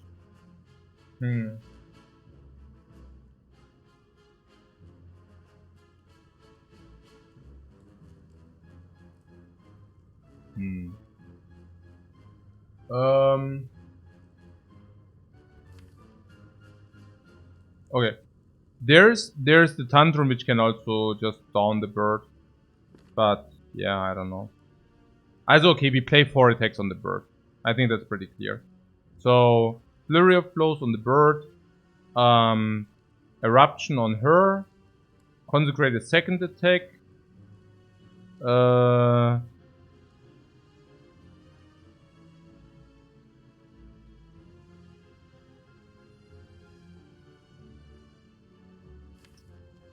draw 2 cards, and these 2 cards are either block or other stuff. In the very worst case, we need to Fear No Evil Dispute.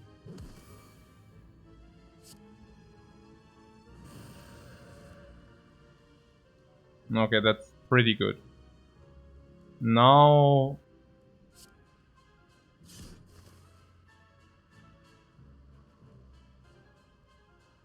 we could Fear No Evil for more energy, but it's actually not required. But it's actually more energy and also... Stance. And more cards, yeah. So, attack this. No, wait. Attack? No. Attack down. With the Flurry of Blows we can down.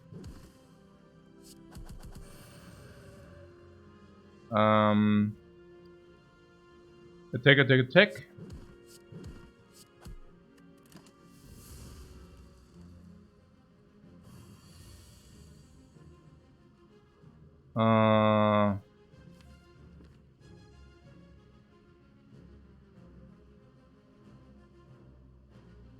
Attack, Flurry. Like, we lose the Panip. I don't know. It's not ideal, but hey.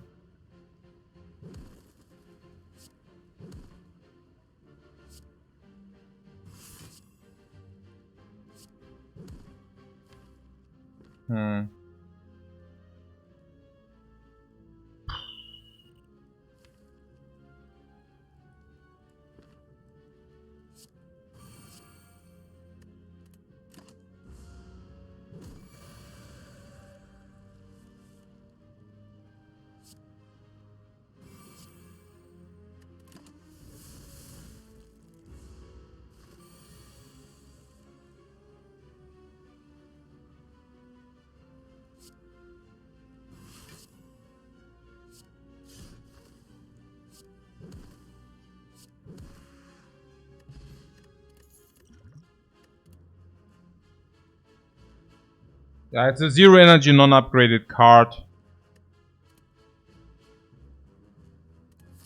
We took the fight and didn't lose a single life instead of the expected maybe 10-15. That is amazing. Yeah. Hey, 1 mute. Thanks very much for the sub, man. So we just go to the question mark and see whether it's a shop or chest. 100 gold. That's good already. That's better than any kind of fight could be. And the Darkstorm Periept sucks. Big time. Okay.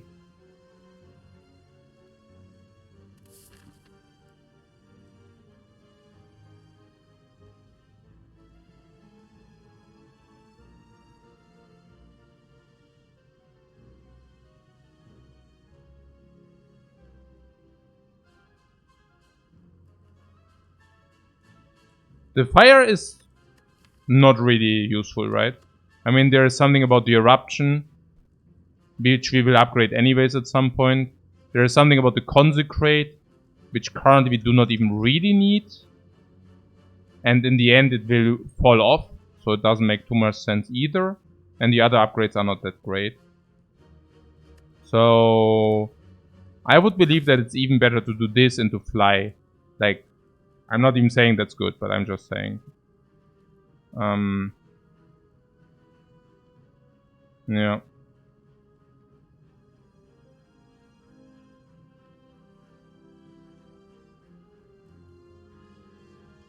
This deck wants the strength so bad. Yeah, absolutely.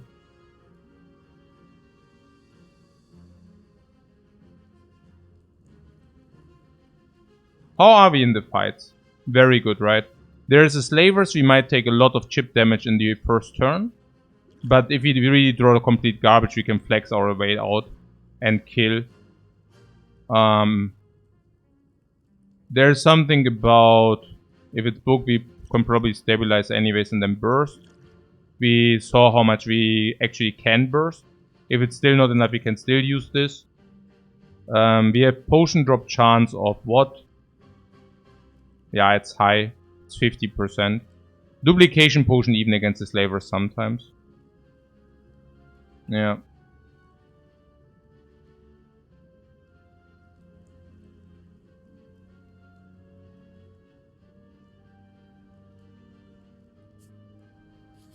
It is slavers.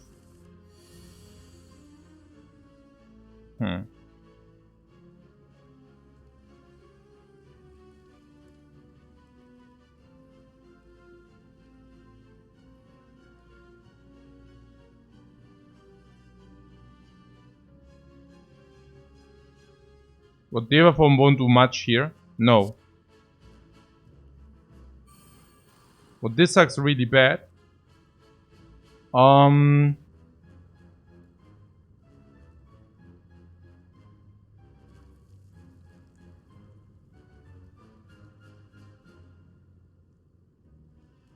Not ideal. It's not that we didn't kind of see that coming. I mean, we knew that this will be the toughest fight. What maybe use both potions? But it's not good enough. Like, this is 10. And then it's like 40 damage. So it's insufficient.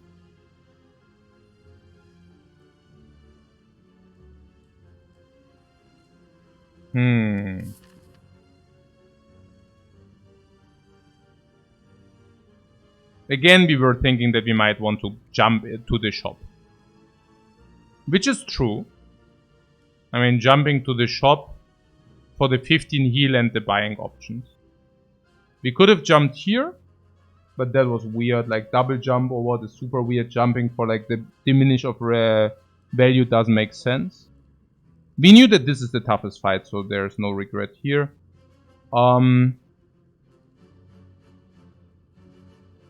If we would jump here, then we healed sufficient for this elite, and we can also refill potions and also relics cards.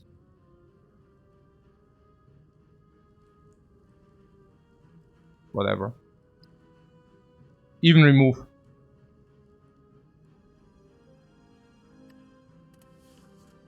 So, what is the idea here?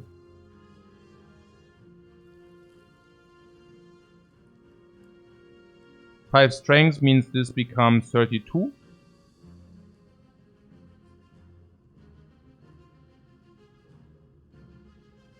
And this becomes 20. So what we could play is flex potion. We have 50% potion drop, I wouldn't mind. So I think I actually really only see two options here. The one option is Tantrum, as a flex potion, Tantrum, Consecrate, Defend, Defend. Take 30.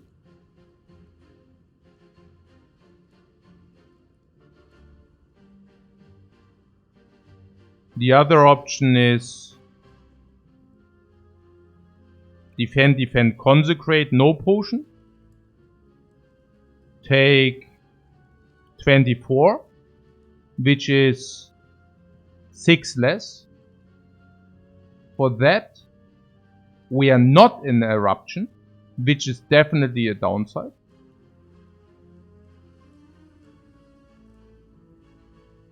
A downside, certainly that's a downside. That's not...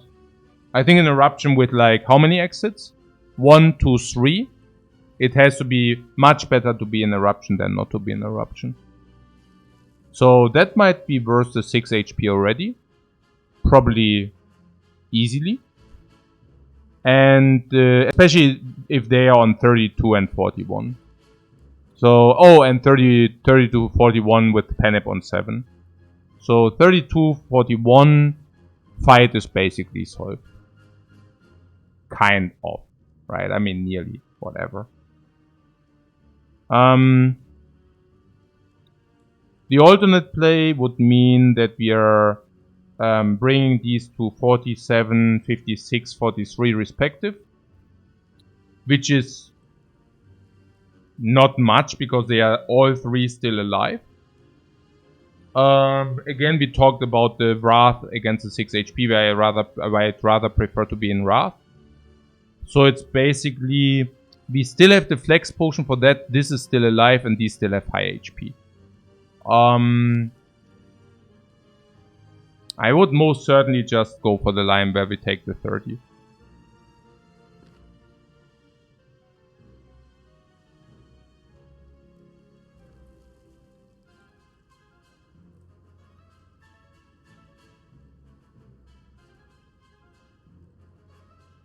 Yeah.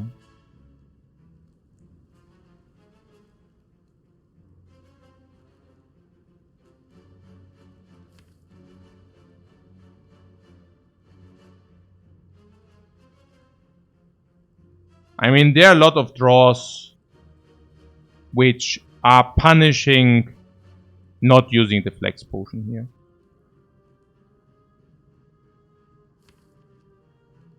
Nah, I don't know. Like, if you draw a lot of base cards, that's already horrifyingly bad. I mean, while we can play 24 damage with a flex potion, we can kill the Backslaver. We would block and then we take... I mean, we don't even take that much, that being said. Why? Because... this guy will probably weaken us next turn, so they attack for 16. Which means... we use a flex potion, we play quadruple strike. And that's like a bad draw, right? It's a very bad draw. And then we use a flex potion, quadruple strike, defend. Usually we get like something like a flurry of blows. That usually also kills in coordination with a flex potion. We take 24 now, we go to 19. They don't even kill us next turn. Like, never.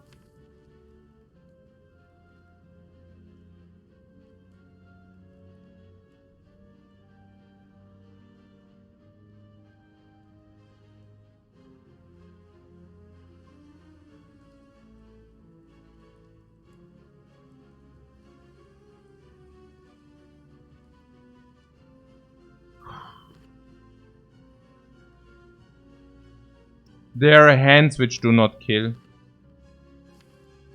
There are hands which do not kill one even. What is the upside? What's the downside?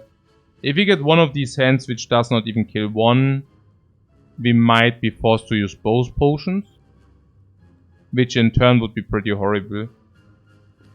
So let's talk about potion preservation and life loss preservation for a short second. So, preserving the flex potion is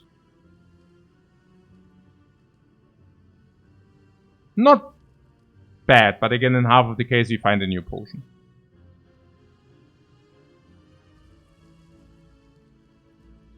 And what about the 6 HP? Given that we are getting attacked for 15. Also, I think if we take 30, we are pretty much solved afterwards. If we block in and then we kill them afterwards. And if we find damage... we are running into the shop? No. Afterwards we have question mark for apparitions, which is not bad. And then we can do the elite. Or we can jump into question mark for fire shop, yes. I mean, if we are getting completely wrecked, probably we don't want to do that. But if we are, for whatever reason, not getting wrecked, or this is good... I mean, this is so much better than this, right? I mean, this is literally elite over fire. So... but yes, we do have options. Yeah, we do have options. So... Peter says, I thought we are already wrecked. What do you mean? You mean that we already died or what? I don't get... what? Okay. No, the question is it better to basically solve the fight here for taking 30? Or we basically do the other line, which is pretty much nothing. So, again, we could do the flex potion now. And never going into second elite, basically. Oh, I'm not so sure about that. If you find a good potion, that should be doable. If you get bites, apparitions, yeah. The second elite is not even that threatening. I mean, this is literally the most threatening elite by a big margin. And keep also in mind, they can also drop like a card or like a relic. They are 50-50 maybe even. 40-60. Something in this magnitude. So, again, 32-41. Okay, 32-41. 32-41. Strikes are now dealing 12. 32-41. 32-41. So we draw, we usually draw kills the one. Not both. Unless we actually draw something. This something can also be Fear No Evil Defend, can be Vigilance, or can be Empty Body. There might be also draws where we can kill both. So I would say Flex Potion and 30 HP. Flex Potion and 33 HP. Okay. So maybe Flex Potion and 2 to 3. Maybe Flex Potion and 32 HP. This is the solve of the fight. Now, alternately to that, we can now take 24. Are we ever getting away without using the Flex Potion, for example?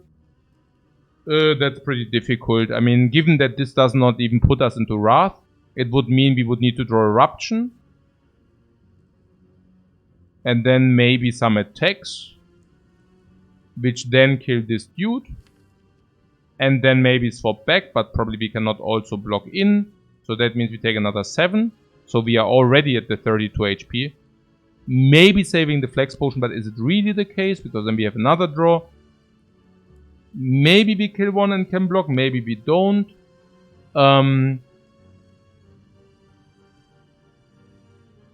Usually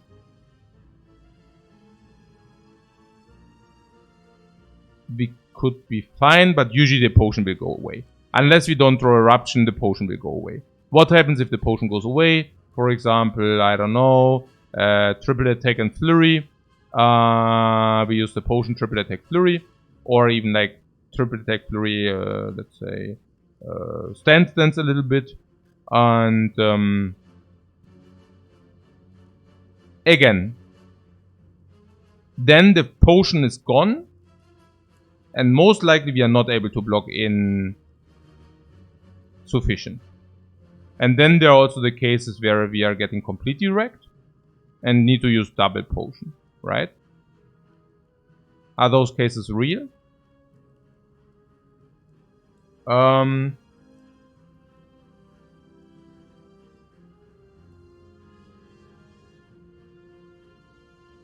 Yeah, there are some hands we really do not want to see. Like Vigilance, Empty Body, Simmering Fury, 2 attacks. Make it even 3. 3 attacks we still don't kill. Unless we also draw this into this or whatever. So, or let's say Simmering Fury is not even good, right? Like Simmering Fury plus 4 different. And the 4 different is, for example, these or these. There are just certain draws where he throws the net and we are dead. No, where we need to use 2 potions. There are also draws where we actually dead, yeah. Okay, so I just do it, yeah?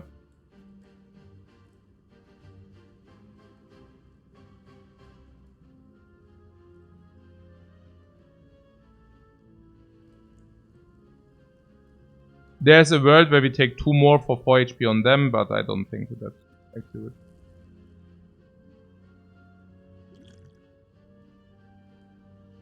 How important is the tantrum against Book of Stabbing?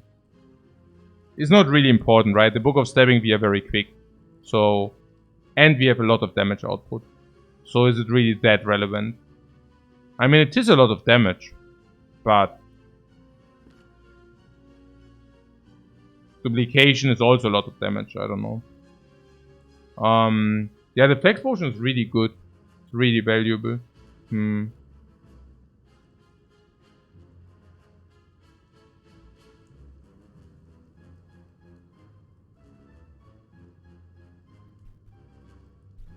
What are we supposed to do? What are we supposed to do about it? There's also Gremlin Lord. The Flex Potion doesn't do much against his minions. Maybe we can burst here. The Flex Potion represents like 50 damage in most of the fights. But that being said, this is also representing... I don't know.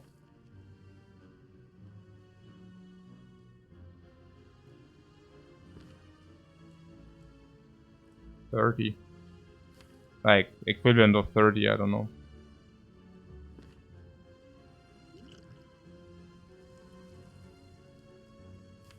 The replication was maybe less value. Yeah, but the problem is we cannot choose. Kind of.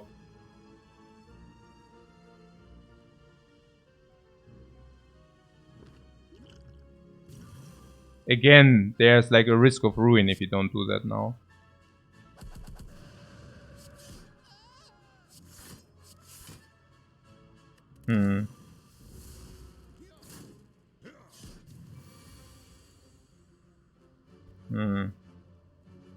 With this hand, by the way, for those who wonder, we would have needed to use the Flex Potion as well. Usually the back slaver makes us vulnerable or throws a net. And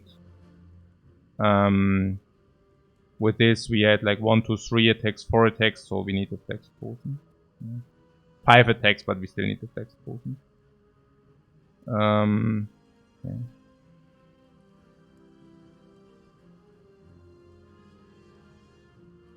They both attack for the same amount.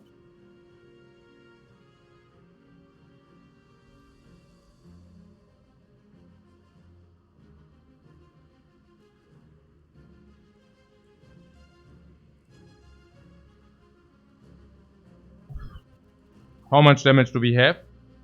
28, 40, 40, 36, 48, no. Also 48.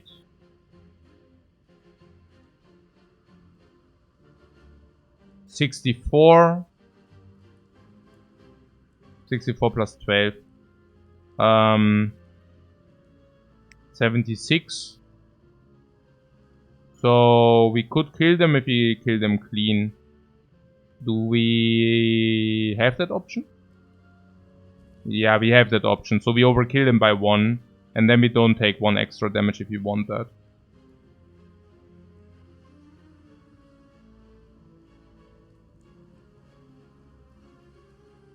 I think I would like to do that.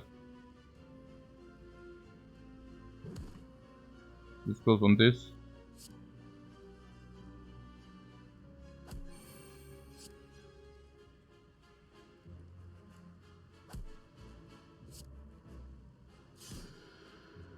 Unless you tell me not to do that.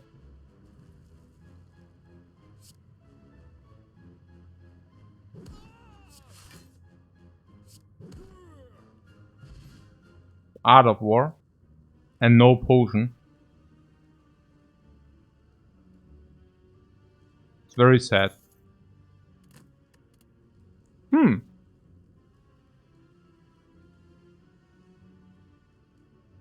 I mean, I guess... that's pretty sick. That's probably a worth like of 120, 30 gold. Might make up for the relic. So this is what? Apparitions, you say?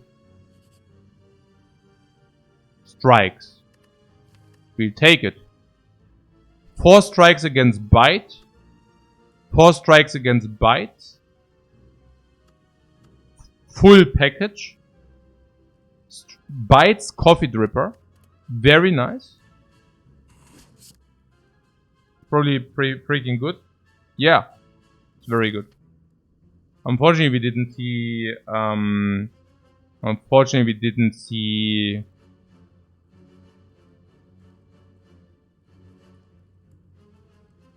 a potion. So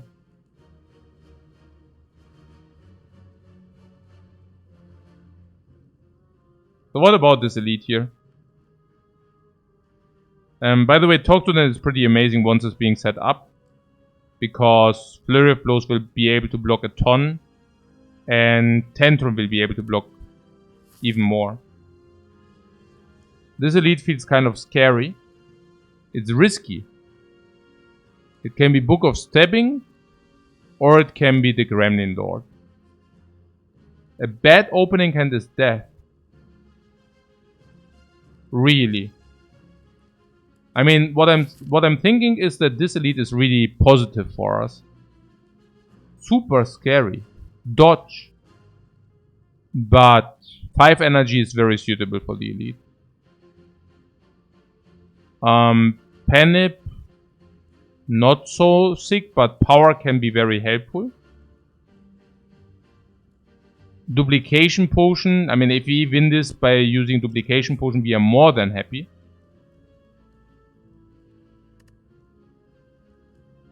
The book opening is just 7 times 2, yeah, that's the thing.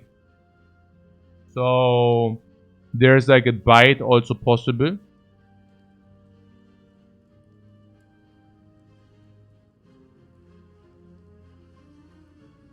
Unless it's 24, 15%. Multiplied 50%. So in 7.5% of the time we face the 24. And even then we just can draw like some block. Any block, because Duplication Potion. Needing to be followed up by some other block. The Gremlin Leader can also doing 20 plus damage turn 1. Really? 18, or do you mean with the minions? Are you afraid of the minions or what? That's probably what Merlin means. Gremlin Leader is the same basically. 50% multiplied, maybe she attacks for 18. But 18, again, any block is blocking that. Talk to the Hand is... I mean, let's be realistic here.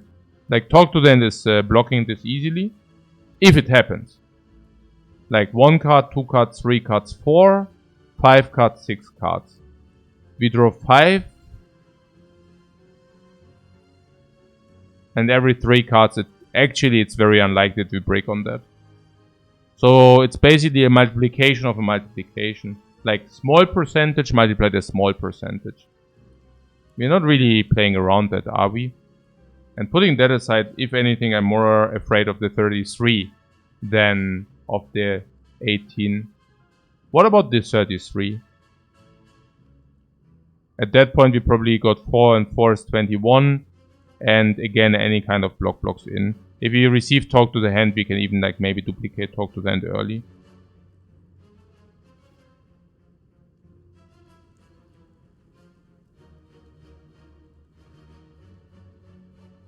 Isn't Risk of Ruin way higher against the Elite than what we can expect from this run without the Relic? That's a question, right? I mean, the question mark is the question mark. That's pretty much the same. The question mark can also be enemy 10, 20, 30, 40. Realistically speaking, I don't even know. I mean, advanced hallways...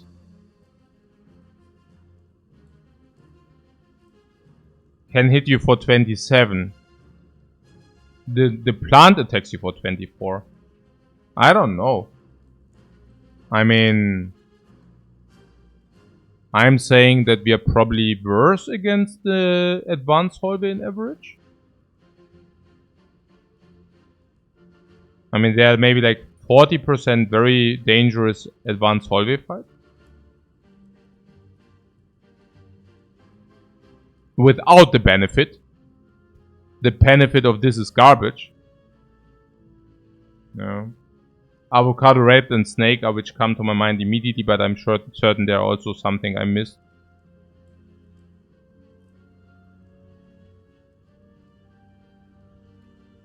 I mean, the plant does not always hit you. But if she hits you... I mean, okay. If the plant... Also, okay.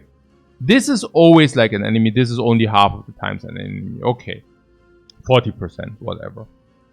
And half of these advanced hallway fights are just easy. But the other half is difficult. So now, if it's a difficult fight, I mean the Gremlin leader also doesn't always attack. Like very rarely. The plant attacks more often. The Book of Stepping, of course, always attacks. But against Avocado and Red is like also like we are facing 21. It's also troublesome. Usually not being able to kill turn 1. So, and the plant anyways we cannot kill. So 24 and 24. The Avocado Red is also 24. And Avocado Red is also 24 and Snake Plant is 24.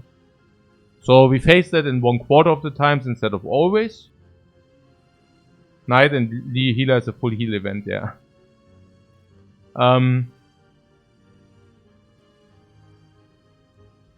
But if we face them, it's so much more threatening because those events, they attack us for 24 turn 1. While the book is 14, and it's also like kind of 24 into, you know, 16, 18 or whatever. Book of Stepping is 14 into the other one, but 14 into the 21 is less threatening than the other enemies, and leader should be quite less threatening. 33 ones by turn 2 is less threatening. So I would say the threat level of the elite is of course much weaker, much lower than the good hallway, than the difficult hallways. But at the same time, like probably twice as easy. But at the same time, we also face them 3 times more often. And this reward from this is considerably higher. The reward from the fire is nil. I mean, that's what we are currently comparing, right? I mean, it's like fire against this. So, like, what I'm saying is, if we survive this, afterwards there's a fire. And if we survive this, afterwards there's a question mark. If this is a hallway, then it's still this against the fire. So, this gives us a potion. It gives us... What if we survive the elite, we jump to the fire anyways? No.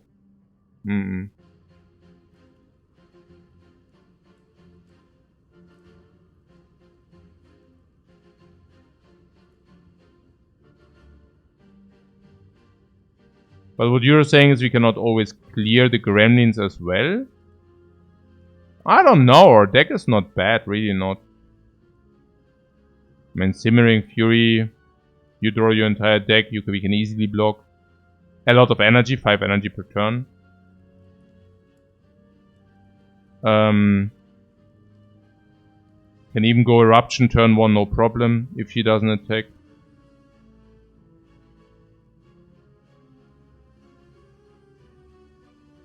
We have Consecrate. Stance and Flurry works. Dealing damage works. Blocking doesn't work that well, then we might die the turn after, but hey. And then there is also the power.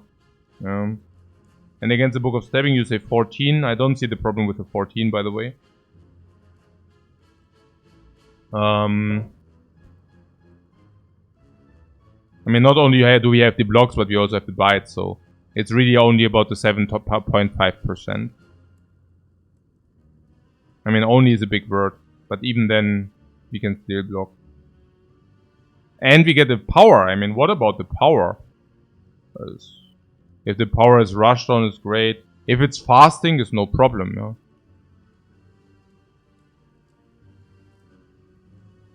I say we do it.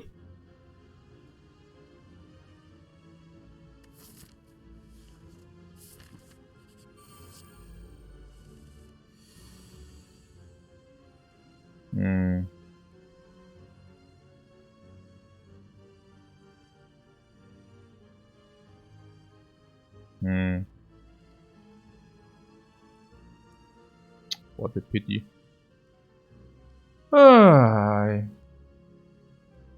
Yeah.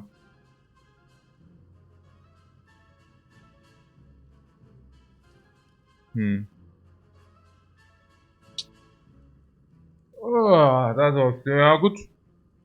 I guess it's very unlikely. Cannot change it.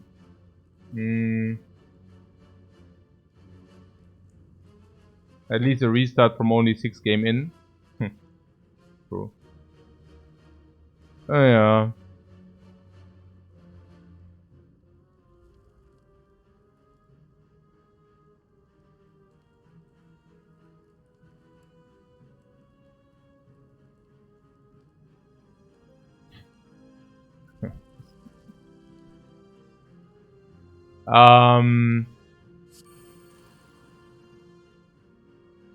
I mean, we cannot even kill one.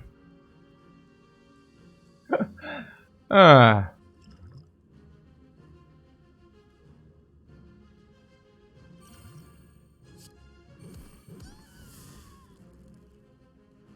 Yeah, that sounds sad.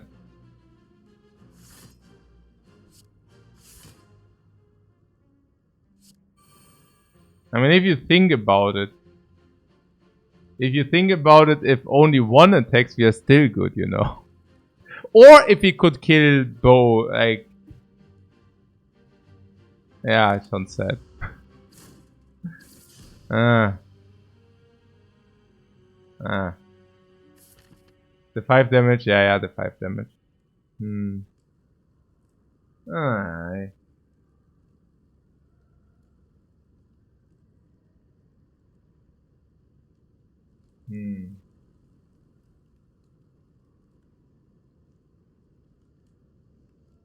So it basically the unlikely attack happened.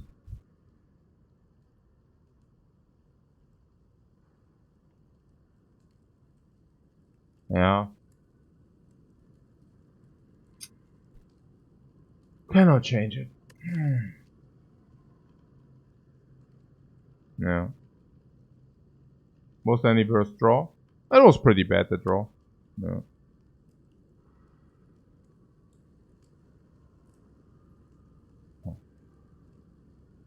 Unfortunate. Yeah.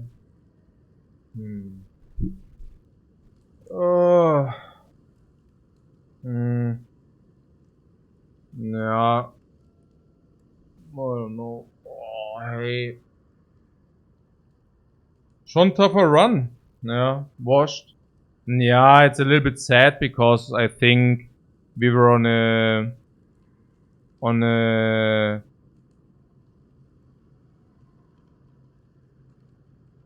good way. I mean, that's pretty much like exactly the time where we start again today or tomorrow. Nee, tomorrow it's already 10 p.m.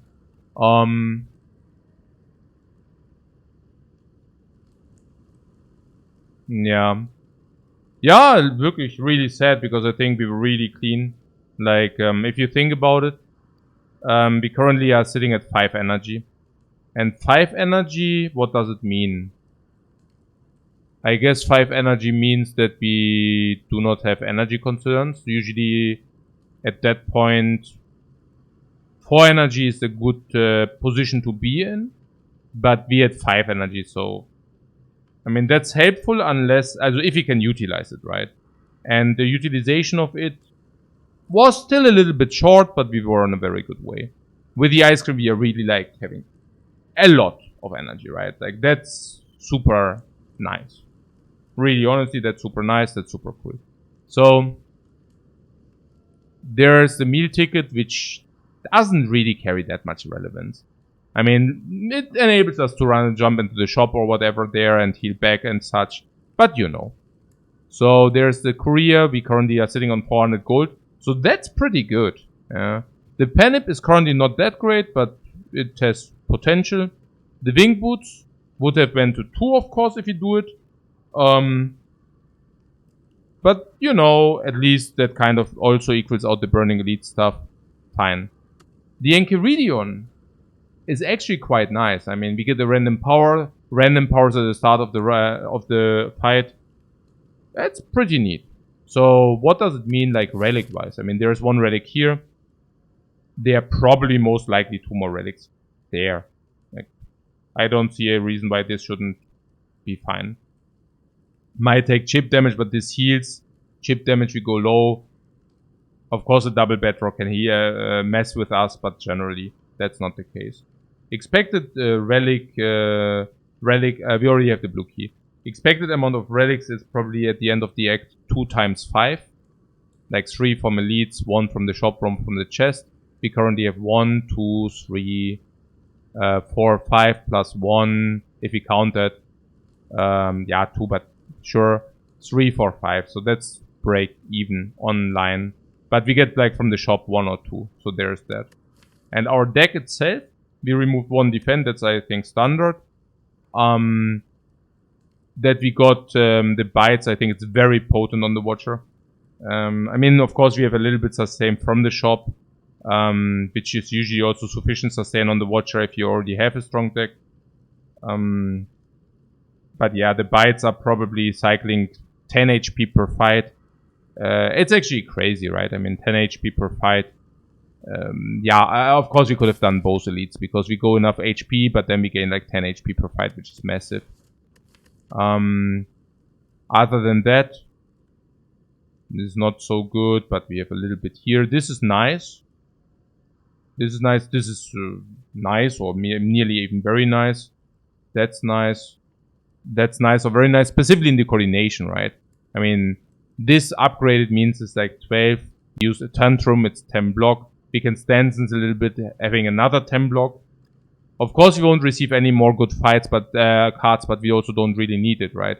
I mean, once we do not remove those, it means in the shop we remove 1 defend, then we remove another defend, and then in the end we remove the 3rd defense. So our deck is actually very streamlined to an extent where, I mean, the second talk to the hand and we are basically solved for all fights, I think.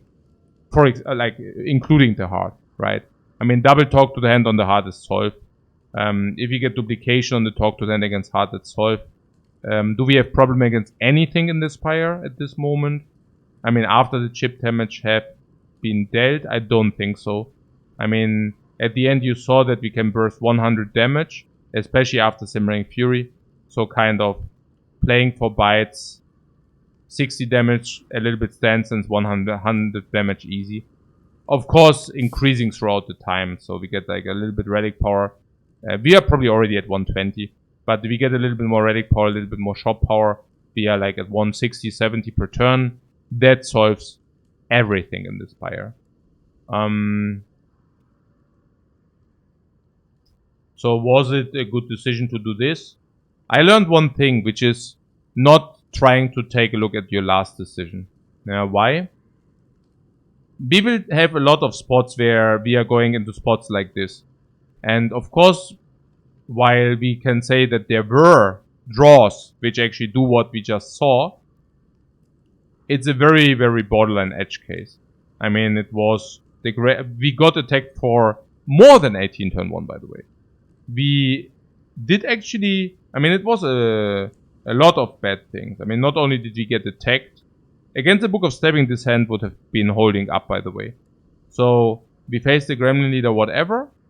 I'm not even sure what's more difficult. The Gremlin Leader or... Ja, ich bin fertig. Ich habe den Ahnung verloren.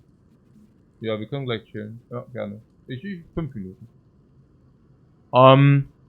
So...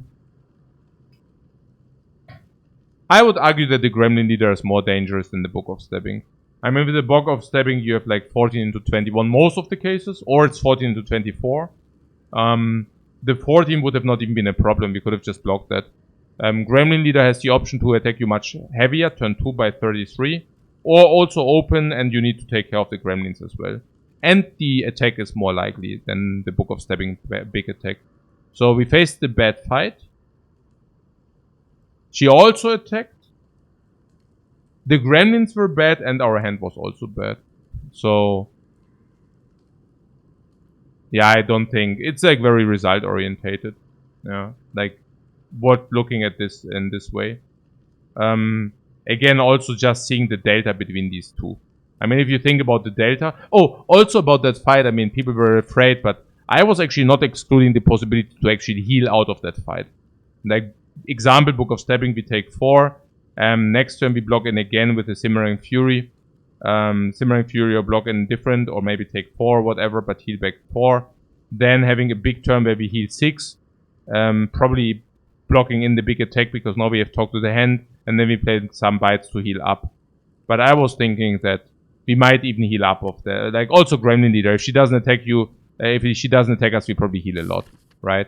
So, in comparison, this upgrading whatever, talk to the hand or something equivalent, I was thinking maybe that's worth around 100, while this is probably worth more than 300. So significantly more. And that is only about the delta, right? I mean, again, this can also kill you. So only, I'm not even sure how higher the percentage to be killed here is regarding to this. And if this is like 1 or 2%, I happily take the extra 200.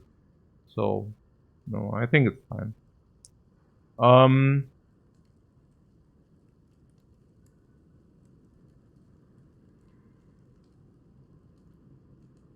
What? Mel says, I feel that if you're trying to go for 50-0, you cannot take so many of those chances, even if they are very low. Yeah, sometimes I don't know whether Merle is trolling me. Like, he's like... Yeah, but if it's being meant... We can talk about it in a serious way. Obviously, it doesn't change anything. Like, at the end of the day, it's about the win rate of the run. And of course, we just try to max out the win rate of the run. So, if taking a chance of, like, Risk of Ruin of 1% increases the win rate of this run by the same amount, of course we have to do it. Yeah. And I mean, there's a lot of value including here. And I mean, is this currently an above average run, a below average run? I would assume it's like below average, but only slightly. And this is also not completely trivial, but shouldn't be too difficult. So I would think maybe... Yeah, but we are also already in Act 2, so we already survived Act 1, so maybe at the 95%. Probably. But again, I don't even know what the delta is. Like, I would think that if we benefit like 200 more gold, the 200 more gold, like on other characters, I usually say, I don't know, 100 gold, 200 gold is like 5%. But obviously the win rate was already high, it's not 5%. But it certainly increased our win rate. Maybe 95 to 96, 90, certainly. Maybe 96.5, I don't know. I mean, we even had like the double duplication potion. We could calculate that, but it's, yeah.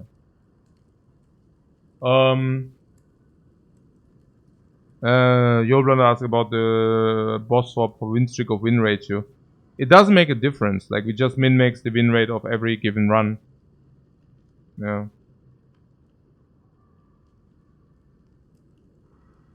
Peters is only going with this deck with a shop with Korea and 300 gold and 2 more relics. Without this one seems very solid. Yeah, like 95% solid. Yeah. Absolutely.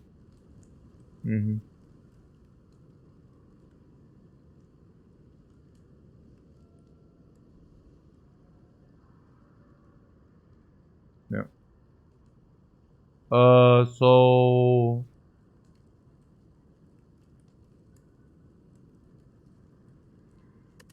Yeah. See you tomorrow.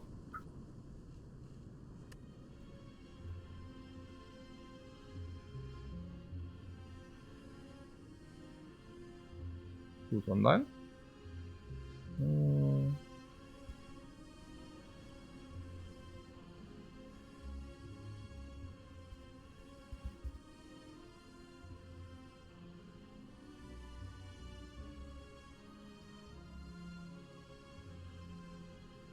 Prosper.